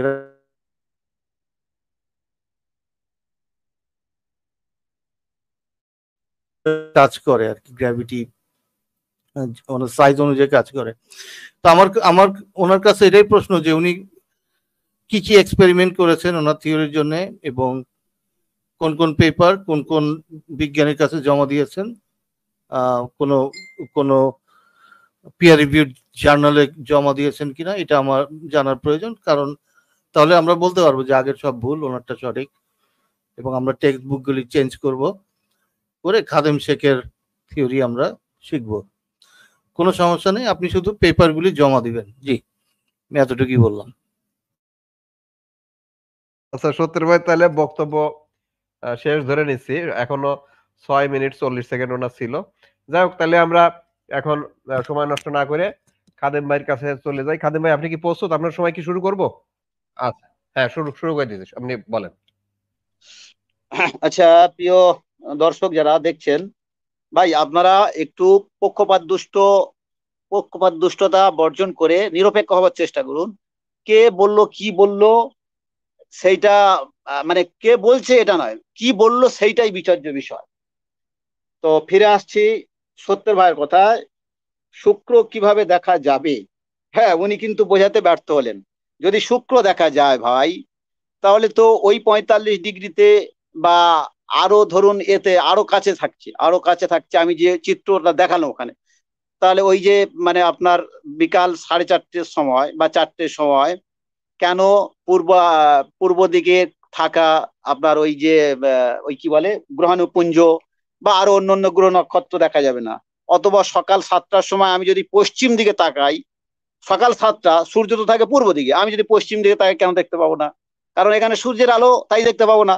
একইভাবে ওই যে 45 ডিগ্রিতে আপনি দেখাচ্ছেন, ওটা কখনো দেখা সম্ভব না। সূর্যের আলো ভেদ করে আর এই শুক্রের প্রতিফলিত আলো আপনি দেখবেন, এটা অসম্ভব। এটা পৃথিবীর স্থির বলেই তাই হয়, ওইভাবে নেই। আচ্ছা, গ্যাস তরল থাকা অবস্থায় ওজন তো থাকবে, আমি তো বলেছি যে তরল থাকা অবস্থায় ওজন পাওয়া যাবে। হ্যাঁ, কিন্তু যখন আপনি তরল, তখন তো ঘনত্ব বেশি। তো যার ঘনত্ব বেশি ভাই, তার প্রতি তো মানে তার ভর বেশি, তার ওজন বেশি, মাধ্যাকর্ষণ তাকে বেশি আটকাবে, তাই না? তাহলে যখন তার আটকাবার ক্ষমতা ছিল তখন আটকাতে পারলো না, আর যখন গ্যাস হয়ে গেল, বায়বীয় হয়ে গেল, তখন আটকাবে। আপনি প্লেনের বেলায় বলছেন যে বায়ু কঠিন পদার্থের মতো কাজ করে না, মানে প্লেন পড়ে না ভূমিকম্পের সময় না, তাই বলছেন যে এটা তো বায়বীয়, এটা তো গ্যাসীয়। তো এখানে বলছেন গ্যাসের কাজ আলাদা, গ্যাসের ধর্ম আলাদা, গ্যাসের গুণ আলাদা। আর ঘোরাবার সময় পৃথিবীর মানে কঠিন পদার্থের সাথে জুড়ে দিচ্ছেন। ঘোরাবার সময় মাধ্যাকর্ষণটা দিয়ে জুড়ে দিচ্ছেন। আর যখন কাজের কথা বলছি, তখন আপনি আলাদা করে দিচ্ছেন যে না না না না না, ও তো প্লেন পড়বে না, পাখি তো পড়বে না ভূমিকম্পের সময়, কারণ এটা হচ্ছে গ্যাস। হ্যাঁ, দেখছেন এই যে ভাই, এইগুলোকে কি বলবো, আর আমার দুঃখ লাগে। আচ্ছা, উনি জানতে চেয়েছেন যে আমি সাবমিট করেছি কিনা, হ্যাঁ আমি করেছি কিনা বা করবো কিনা। ভাই এটা ভিন্ন কথা। এখানে আমাদের আলোচনা হচ্ছে বিজ্ঞান নিয়ে। বিজ্ঞান মানে হচ্ছে বিশেষ জ্ঞান, পরীক্ষিত জ্ঞান, যাচাইকৃত জ্ঞান। আমি একজন গবেষক, এটা আমার গবেষণালব্ধ তত্ত্ব জ্ঞান আমি এখানে পরিবেশন করেছি। আপনার যদি সেটা মনে হয় যে ভুল, তো আমি তো আর জোর করে আপনার চাপিয়ে দেবো না ভাই, তাই না? আর যদি মনে হয় ঠিক, তাহলে আপনি যদি বিবেকবান মানুষ হন, আপনার মধ্যে যদি মনুষ্যত্ব থাকে বা মানে সত্য গ্রহণ করার, যদি আপনি সত্যের সন্ধানী, আপনার নাম হচ্ছে সত্যের সন্ধান করা, তো যদি আপনি সত্যের প্রকৃত সন্ধানী হয়ে থাকেন, তাহলে আমি আশা করি আমার এই সত্য তত্ত্বগুলো আজ থেকে নিয়ে নেবেন আর লাথি মেরে সরিয়ে দেবেন অপবিজ্ঞানকে। এটাই আমি আপনার কাছে দাবি করছি, মানে আশা করছি আর কি। আচ্ছা, জানি না উনি আর কোথায় কি বলেছেন, আমি ঠিক মনে করতে পারছি না। আমার মনে হয় আমি কাউন্টার করতে পেরেছি। জি ভাই, তাহলে আর কি সময় আছে নাকি 5 মিনিট হয়ে গেল? এখনো আপনার 6 মিনিট 35 সেকেন্ড বাকি আছে, এখনো আপনার 6 মিনিট 35 সেকেন্ড বাকি আচ্ছা আছে। আচ্ছা, আপনি কি কন্টিনিউ করতে চান নাকি আমরা সত্যের ভাইয়ের কাছে যাবো? না আমাদের যে সময় ছিল, এই সময়টা কি মানে হয়ে গেছে, আমি এটাই জানতে চাচ্ছি। না না, আপনার 10 মিনিট থেকে এখন আপনার 10 মিনিট থেকে এখন 6 মিনিট 4 সেকেন্ড বাকি আছে, এখনো 10 মিনিট থেকে 6 মিনিট 4 সেকেন্ড বাকি আছে আপনার। এই যে আমি সূর্য পৃথিবীর থেকে 13 লক্ষ গুণ বড় নয়, আমি এখানে যে গাণিতিক হিসাবটা দিয়েছিলাম উনি কিন্তু তার কোনো কাউন্টার করেননি। সূর্য যদি পৃথিবীর থেকে 13 লক্ষ গুণ বড় হয় তাহলে চাঁদের থেকে সূর্য 6.5 কোটি গুণ বড় হবে। আর এই 6.5 কোটি গুণ বড় হলে পৃথিবী থেকে কত দূরে সূর্য থাকলে তবে সাইজটা চাঁদের মতো আসবে সেই হিসাবটাও আমি দিয়েছি। এখানে আমি বলেছি যে 25.35 মিলিয়ন হতে হবে। আর যদি আপনি বলেন যে না 15 কোটি কিলোমিটার দূরে আছে বলে তাই ওই চাঁদ আর সূর্য একই সাইজ দেখাচ্ছে, ভাই এটা তো গাণিতিক মানে অগাণিতিক হয়ে গেল, এটা তো অঙ্ক না, এটা মিলবে না। কেন মিলবে না শুনুন, দূরত্ব বেশি হওয়ার কারণে ছোট হয়। আবার এই যে মানে চাঁদটা যেখানে আছে বা সূর্যটা যেখানে আছে ওখান থেকে যদি আরো কাছে চলে আসে, ধরুন 15 কোটি কিলোমিটার না থেকে যদি 7 কিলোমিটার দূরে থাকতো তাহলে সূর্যের আয়তনটা আরো বড় হতো। আর যেখানে আছে যদি দ্বিগুণ হতো মানে 30 কোটি কিলোমিটার দূরে হতো তাহলে আরো যা দেখাচ্ছে তার অর্ধেক দেখাতো, সাইজ ছোট হয়ে যেত। তো এখানে যে চাঁদকে আমরা যে সাইজ দেখছি সূর্যকেও সেই সাইজ দেখছি, অথচ চাঁদের দূরত্বের মাত্র 390 গুণ বেশি দূরে আছে। তার মানে আপনি যদি চাঁদকে ওই কি বলে মানে 6.5 কোটি চাঁদ একত্রিত করলে যত বড় হবে সূর্যটা ঠিক তত বড়। তাহলে এই যে দূরত্বের যে ব্যবধান, দূরত্বের অনুপাতটা যদি আপনি বাদ দেন 390, মানে আপনার ওই সূর্য থেকে 390টা চাঁদ আপনি বিয়োগ করুন, 390টা চাঁদ যদি বের করে নেন তারপরেও অবশিষ্ট থাকবে 6,49,99,610। কিন্তু আমরা সেখানে দেখছি কই, আমরা দেখছি একই দেখছি। তাহলে এটা ডাহা মিথ্যা কথা, এটা ডাহা মিথ্যা কথা, এটা বিজ্ঞানীদের সম্পূর্ণ কাল্পনিক।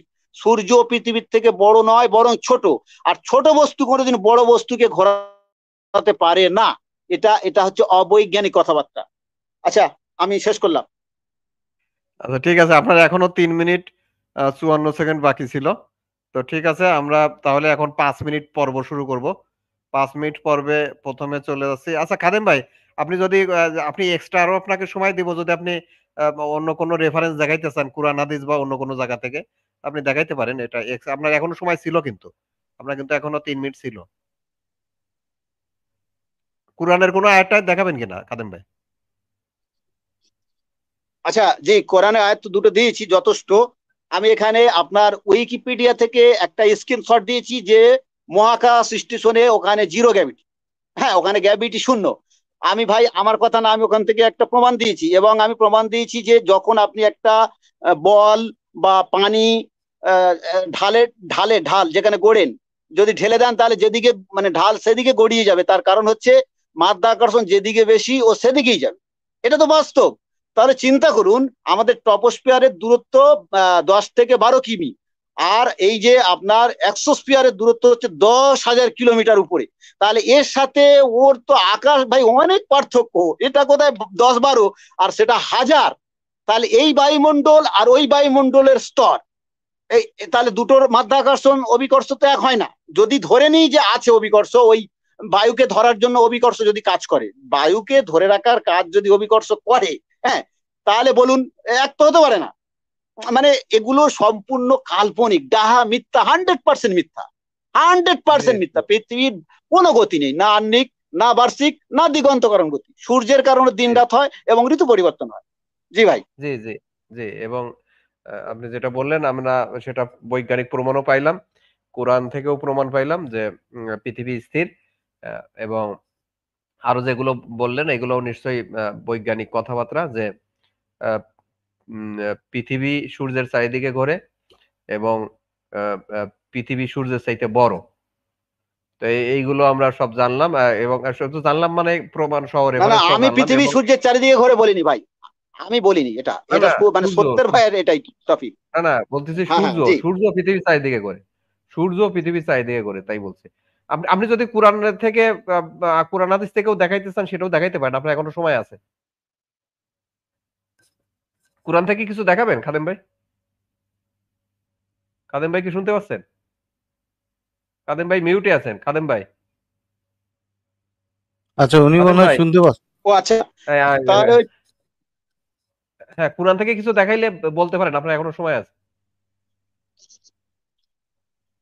কাদের আরো ভাই? কোরআনে অনেক আয়াত আছে, কিন্তু সেই আয়াতগুলো মানে সেই আয়াতগুলো স্পষ্ট নয়, সেই আচ্ছা আয়াতগুলো ঠিক স্পষ্ট নয়। এই স্পষ্ট আয়াত আমি দুটো পেয়েছি, জি। আচ্ছা ঠিক আছে, এই ঠিক আছে মানে তাহলে। 30-এর 25 আর ওই ঠিক আছে, 35-এর 41, অন্য আয়াতগুলো ওই কিন্তু দুটো স্পষ্ট তোমরা, নয়।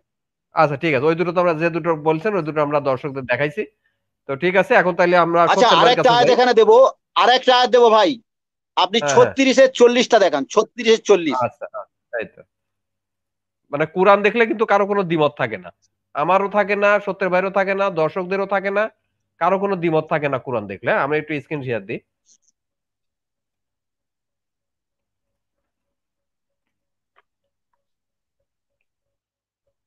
এই আসলে দেখেন, এই যে মুমিনদের 36 মধ্যে নম্বর সূরা। হ্যাঁ বলেন, বলেন বলেন। 36/40, এই হ্যাঁ, ওই যে মুমিন, কি জানি বলছেন। মুমিন মানে বিশ্বাসী, তো এই বিশ্বাসী, হ্যাঁ এই দুটো বিশ্বাসী হচ্ছে দুটো, আহ, বিশ্বাসী দুই ধরনের হয়। একটা হচ্ছে না বুঝে চোখ বুঝিয়ে অন্ধের মতো বিশ্বাস করে, আর একটা হ্যাঁ হ্যাঁ মুমিন যে বুঝে বিশ্বাস করে। একইভাবে হ্যাঁ, বিজ্ঞানে ওই রকম দুটো, বিজ্ঞানের অনুসারী দুটো পাবেন। একটা অনুসারী হচ্ছে বুঝে বিজ্ঞান আসলে কি, বিজ্ঞানকে নিজের মানে বোঝার চেষ্টা করে, বুঝে তবে মানে। আরেকটা হচ্ছে অন্ধের মতো মানে, কোন বিজ্ঞানী কি জি বললো, কোনটা কি জার্নালিস্ট হলো, কোনটা ইয়ে হলো, অন্ধের মতো চোখ বুঝি মেনে নিল, এটা বিজ্ঞানের ছোঁয়া আছে মানে ও হয়েছে, একেবারেই তা দেখতে হবে না 100% সত্য। কিন্তু না, একটু হ্যাঁ স্বাধীনভাবে আমাদের ভাবতে হবে, বুঝতে হবে। অন্ধের হ্যাঁ, মতো বিজ্ঞানকেও মানবো না, ধর্মকেও মানবো না। আমি খাদেম, এই জায়গায় আমার অবস্থান। আমি না, না বিজ্ঞানকে অন্ধের মতো মানবো, আর না আমি ধর্মকে অন্ধের মতো মানবো। আমার জি বোধ জি, বুদ্ধি আমরাও তাই, বিবেক আমিও চক্ষু, তাই, জি। আমিও তাই, আমিও যা এই যে কোরআনে লেখা আছে তার বাইরে কোনো কিছু আমি কিন্তু মানি না। হ্যাঁ, আমি আপনার মতো নিরপেক্ষ আমি থাকার চেষ্টা করি। তো আমার মডারেশনও নিশ্চয়ই আমি নিরপেক্ষ পাচ্ছেন, আমি নিশ্চয়ই কারো পক্ষে আপনার বা সত্যের ভাইয়ের পক্ষে পাতিত্ব করতেছি না। তো যাই হোক, এটা এখন আমরা না না, দেখি। ধন্যবাদ আপনাকে। আপনি আপনি যে সঞ্চালনা করছেন এখানে, ঠিক আছে। আমি তো আপনার বলিনি যে ভাই আপনি হ্যাঁ হ্যাঁ, না পক্ষপাতিত্ব না ঠিক করছেন। আছে, ঠিক আছে। আপনি ভুল আচ্ছা, এখন বুঝেছিলেন, আমরা আমি দেখি। বলেছি অন্য কথা, আপনি অন্য কথা বলছেন। আচ্ছা, এখানে হ্যাঁ যেটা হ্যাঁ দেখাচ্ছেন, হ্যাঁ হ্যাঁ, এই যে 36, আমি একটু বলে দিই, আমি একটু দর্শকদের দর্শকদের উদ্দেশ্যে একটু বলি। দেখেন, এটা হলো 36 নম্বর সূরা, 36 নম্বর সূরা ইয়াসিন, আয়াত 40, আয়াত নম্বর 40, 36-এর 40। হ্যাঁ, এখন বলেন হ্যাঁ, খাদেম ভাই, বলেন। আরেকটু তুলুন, আরেকটু তুলুন। হ্যাঁ, ঠিক ঠিক, না না, আরেকটু নামান, হ্যাঁ, আরেকটু নামান, আরবিটা। হুম। ও ও, এই যে আরবি। লাশামসু ইয়ামবাগি লাহা আন তুদরিকাল কমারা ওয়ালাল লাইলু সাবিকুন নাহার ওয়া কুল্লুন ফি ফালাকুন ইয়াসবাহুন। আচ্ছা, এবারে বাংলাটা দেখান। এই যে বাংলা। হ্যাঁ, ঠিক আছে। সূর্যের জন্য সম্ভব নয় চাঁদের নাগাল পাওয়া, আর রাতের জন্য সম্ভব নয় দিনকে অতিক্রম করা, আর প্রত্যেকেই কক্ষপথে ভেসে বেড়ায়। জি, এই আয়াতটা নিয়ে অনেক মুমিন ভাই বোঝাতে চায়, এই যে প্রত্যেকেই কক্ষপথে ভেসে বেড়ায়, তারা শুধু এতটুকু কাট করে নিয়ে বোঝাতে চায় যে প্রত্যেকেই কক্ষপথে ভেসে বেড়াচ্ছে মানে পৃথিবী বাদ যাচ্ছে না, পৃথিবী বাদ যাচ্ছে না। কিন্তু এখানে পৃথিবীর কোনো শব্দ নেই। আরবিতে জি জি দুইয়ের অধিক, আরবিতে দুইয়ের অধিক হলে আরবিতে 3 বচন হয়, আপনার এক বচন। আর বহু বচন হচ্ছে আপনার দুইয়ের অধিক হলে বহু বচন হয়, আবার দুজনকেও বহু বচন ধরা হয়। তো এখানে বহু বচন আপনার ধরুন রাত দিন আর চন্দ্র সূর্যের কথা বলা হচ্ছে, মানে 4টে।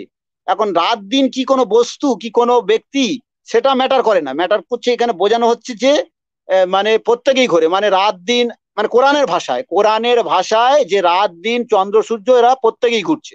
এখানে পৃথিবীর কথা নেই, পৃথিবীর কথা এখানে নেই। যদি পৃথিবীর কথা এখানে থেকে থাকে তাহলে দেখিয়ে দিক তারা। তো মোমিনরা এটাকে ভুল ব্যাখ্যা দেয়। আরেকটা কথা দেখুন, কোরআনের প্রত্যেকটা আয়াত বিজ্ঞান সংক্রান্ত।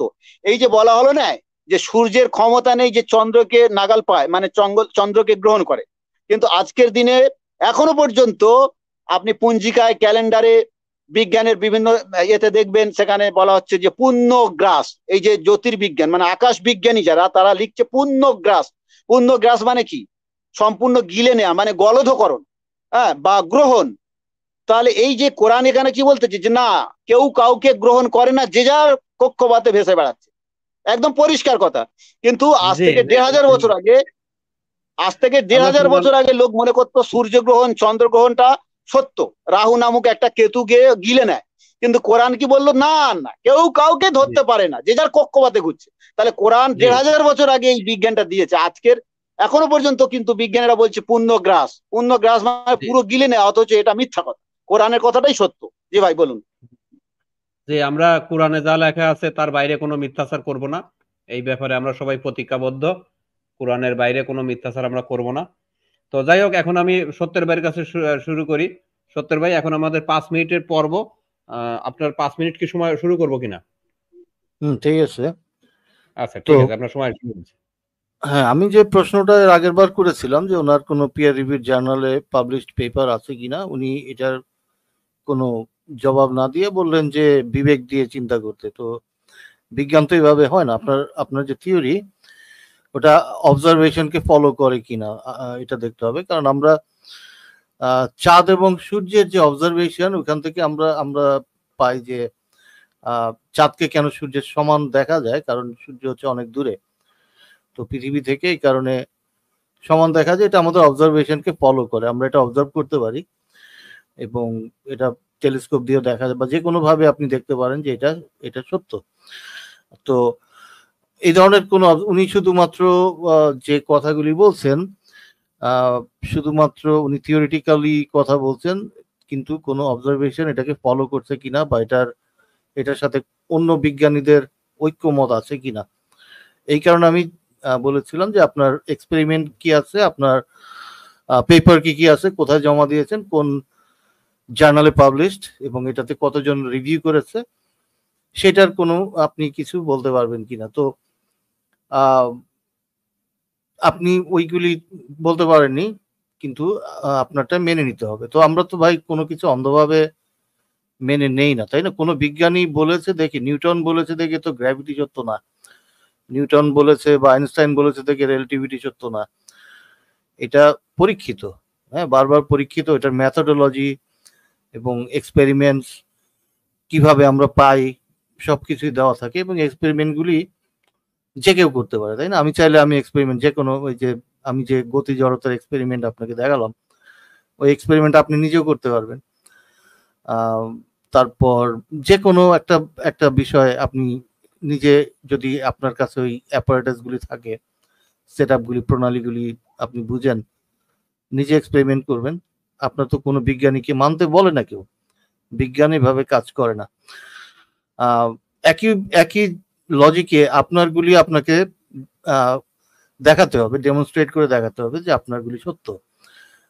তো আপনি যদি কোনো অবজারভেশন বা যে কোনো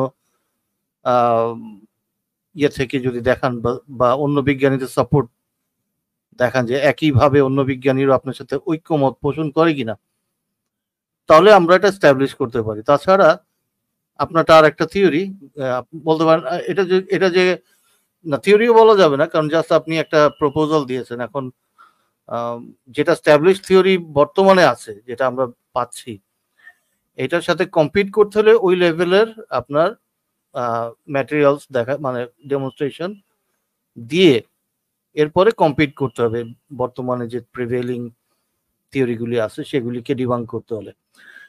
তো আমি সেটা চেয়েছি আপনার কাছে, আপনি আশা করছি এগুলি আমাদেরকে দিবেন। এর বাইরে আপনি কোরআন থেকে দেখিয়েছেন, হ্যাঁ, কোরআনের থেকে মানে আমাদের আল্লাহ এই কথা বলছে, আপনার সাথে আল্লাহ একমত। তো আমার মনে হয় যে এই কারণে আল্লাহর সাথে আপনি একমত হয়েছেন, বাট মনে হয় না বৈজ্ঞানিকভাবে আপনি এভিডেন্স দিতে সক্ষম হয়েছেন এখনো, বা আমরা ওইটা প্রতিষ্ঠিত কোনো বিজ্ঞান বলতে পারবো এটা মনে হচ্ছে না। তো যাই হোক, আমি বলবো যে উনি ক্লোজিং এ এইগুলি দিবেন এবং কতখানি মানে কবে আমরা পাবলিশড কোনো পেপার, জার্নাল, রিভিউ দেখতে পাবো সেটা একটু বললে ভালো হয়। জি, আমি ওনাকেই বলবো যে উনি আমাকে এগুলি দিবেন। সত্যের ভাইকে এখানে শেষ করতেছেন নাকি? আমার বক্তব্য শেষ। জি, আচ্ছা ঠিক আছে, আপনার এখনো 1 মিনিট 7 সেকেন্ড বাকি ছিল। তো আমরা এখন লাস্ট 5 মিনিট, আজকে ডিবেটের সর্বশেষ 5 মিনিট। এখন আমরা খাদম শেখ ভাইয়ের কাছে যাব। উনি আমাদের অনেক তথ্য প্রমাণ দিয়েছেন, বৈজ্ঞানিক তথ্য প্রমাণও দিয়েছেন, কোরআন থেকেও উনি প্রমাণ দেখাইছেন পৃথিবী স্থির। যদিও সত্যের ভাই শুধু বিজ্ঞান থেকে প্রমাণ দেখাইছেন, আমি মনে করি সত্যের ভাই এখনো পিছায় আছেন মানে ডিবেটে। এখন কাদিম ভাই যদি আরো এই শেষ 5 মিনিটে যদি আরো প্রমাণ দেখান কোরআন থেকে, তাহলে কিন্তু সত্যের ভাই নিশ্চিতভাবে পরাজিত হবে না, আমি ঘোষণা দিব মডারেটর হিসেবে। তো কাদিম ভাই আপনার 5 মিনিট তাহলে শুরু করব? জি জি জি ভাই। ঠিক আছে, আপনার সময় শুরু করছি, বলেন। হ্যাঁ দেখুন, আমার খুব হাসি পাচ্ছে সত্য ভাইয়ের কথা শুনে। উনি উনি জানেন, বা এটা সবাই জানেন, যে 100% বিজ্ঞানী একমত পৃথিবী সূর্যের চারিদিকে ঘোরে।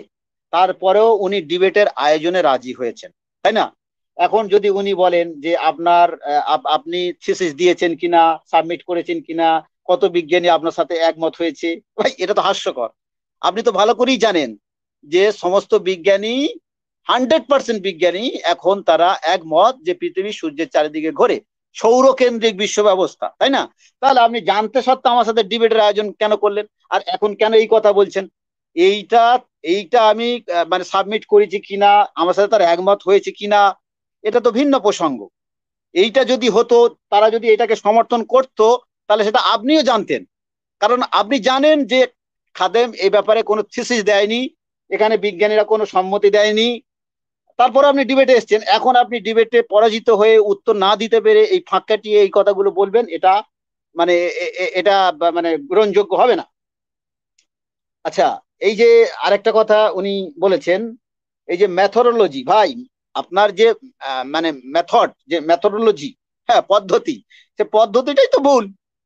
এই যে পৃথিবীকে ঘোরাচ্ছেন, পুরো পদ্ধতিটাই ভুল। আমি এখানে প্রমাণ করেছি, আমি ছবি এঁকেও দেখিয়েছি কিভাবে কোনটা সম্ভব কোনটা অসম্ভব, আমি দেখিয়েছি।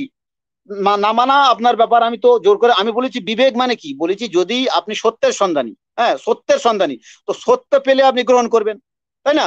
গ্রহণ করবেন। কিন্তু যদি আপনি না করেন, তার মানে আপনি অন্ধভাবে বিজ্ঞানের উপরে আস্থা, গভীর আস্থা রেখেছেন, বিশ্বাসী, অন্ধবিশ্বাসী, আপনি বিজ্ঞানে অন্ধবিশ্বাসী।